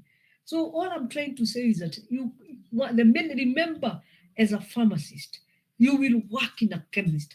That chemist has everything, and you have been trusted to work in that chemist, from the antibiotics to what, so you can abuse anything you want. Character. And for you to work as a successful pharmacist, the first thing you need is a good character.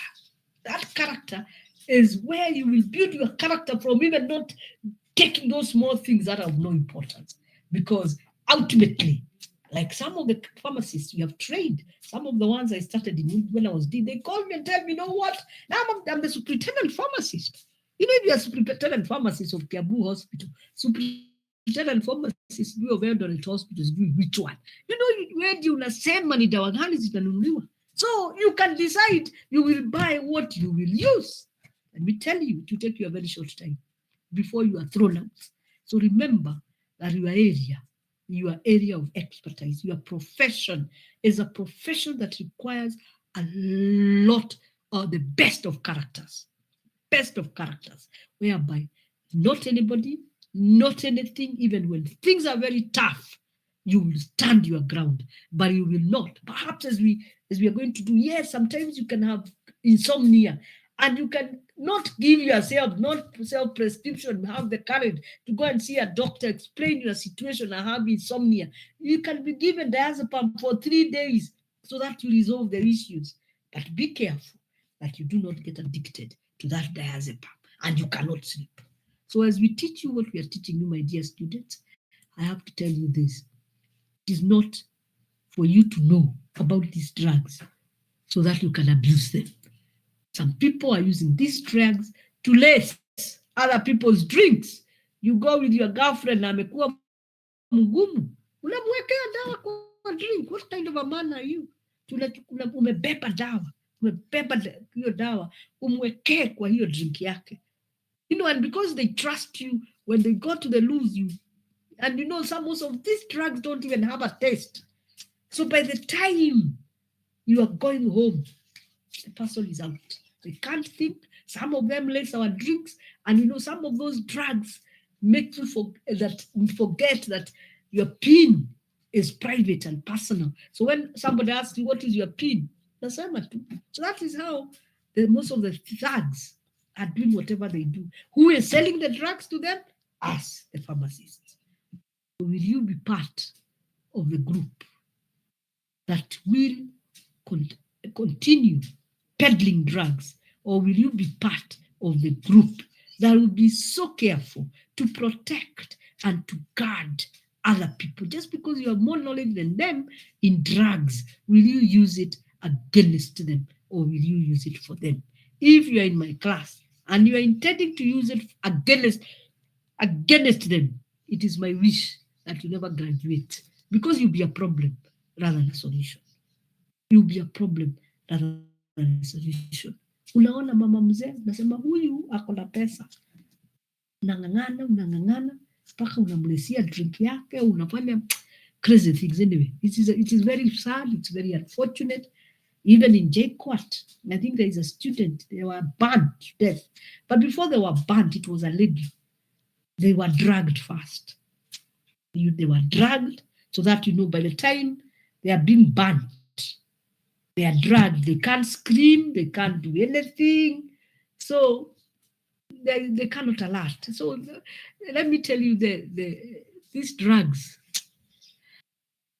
they can be a big issue. But I want to believe that all my students who we are going to go through, as I have said, we go through these narcotic analgesics, we go through stimulants, we go through hallucinogens, that at no time will you use those drugs against your patients or anybody for your own benefit. But you will use these drugs as necessary. Neither will you use these drugs against yourself, because that will be the end of that will be the beginning of the end. Anyway, I think it's already time, but we have done up to slide. I always tell my students that, because even now, there are people we went to university together, and they have been unable, even they have almost nothing even up to today, for all those many years, because they were unable to control their alcohol drinking. So even before the end of the month, they get their salary, it's all in alcohol. For the first few days or first week, they don't go to work, so they'll never get promotion, nothing. So you go through life in a very miserable way. Why waste all that time to do pharmacy and then become, anyway, it's painful. Let me tell you, as a parent, because as I talk to you sometimes, it's also because I'm a parent.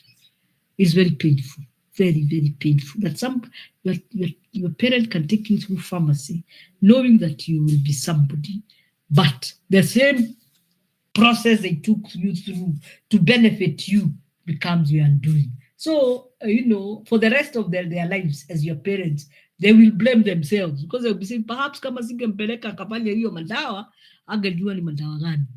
So let us be careful and let us know life is precious.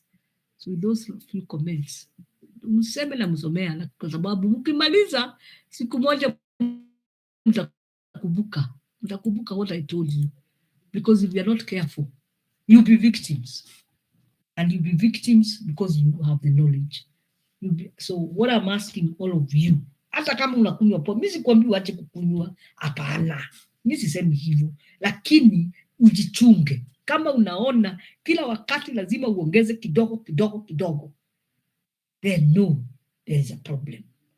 And if lazima uongeze kidogo, if you are smoking, whether it is bang or whatever it is, even cigarettes, and you realize that every time lazima uongeze kidogo, it is a high time you got down to serious business and said, alcohol is not for me. Because there are people who will tell you, for the rest, I've been just taking 3 beers.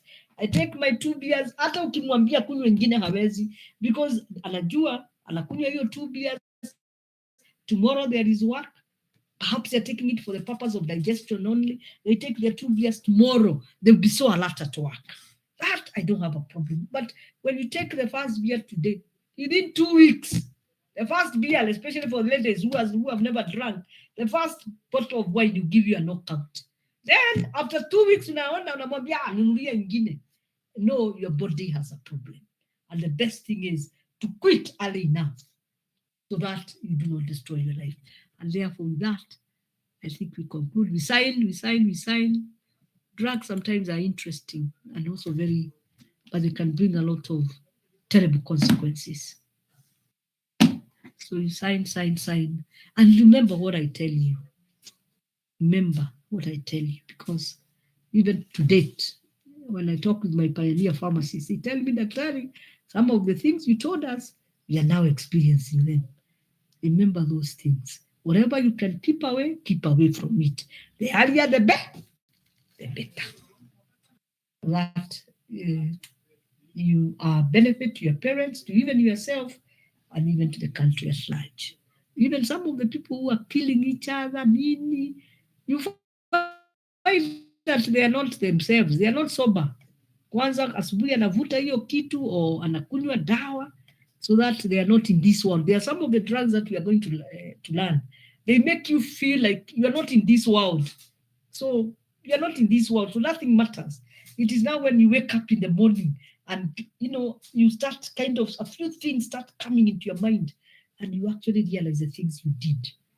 And for some of the people who take alcohol because of the shame, they can't stand the shame, so they go back.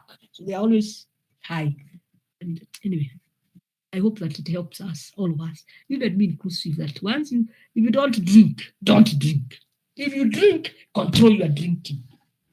And it is in everything, even food, everything, whatever you do it in controlled measure. Because too much of everything is indeed dangerous. So sign in. I hope you have all signed in.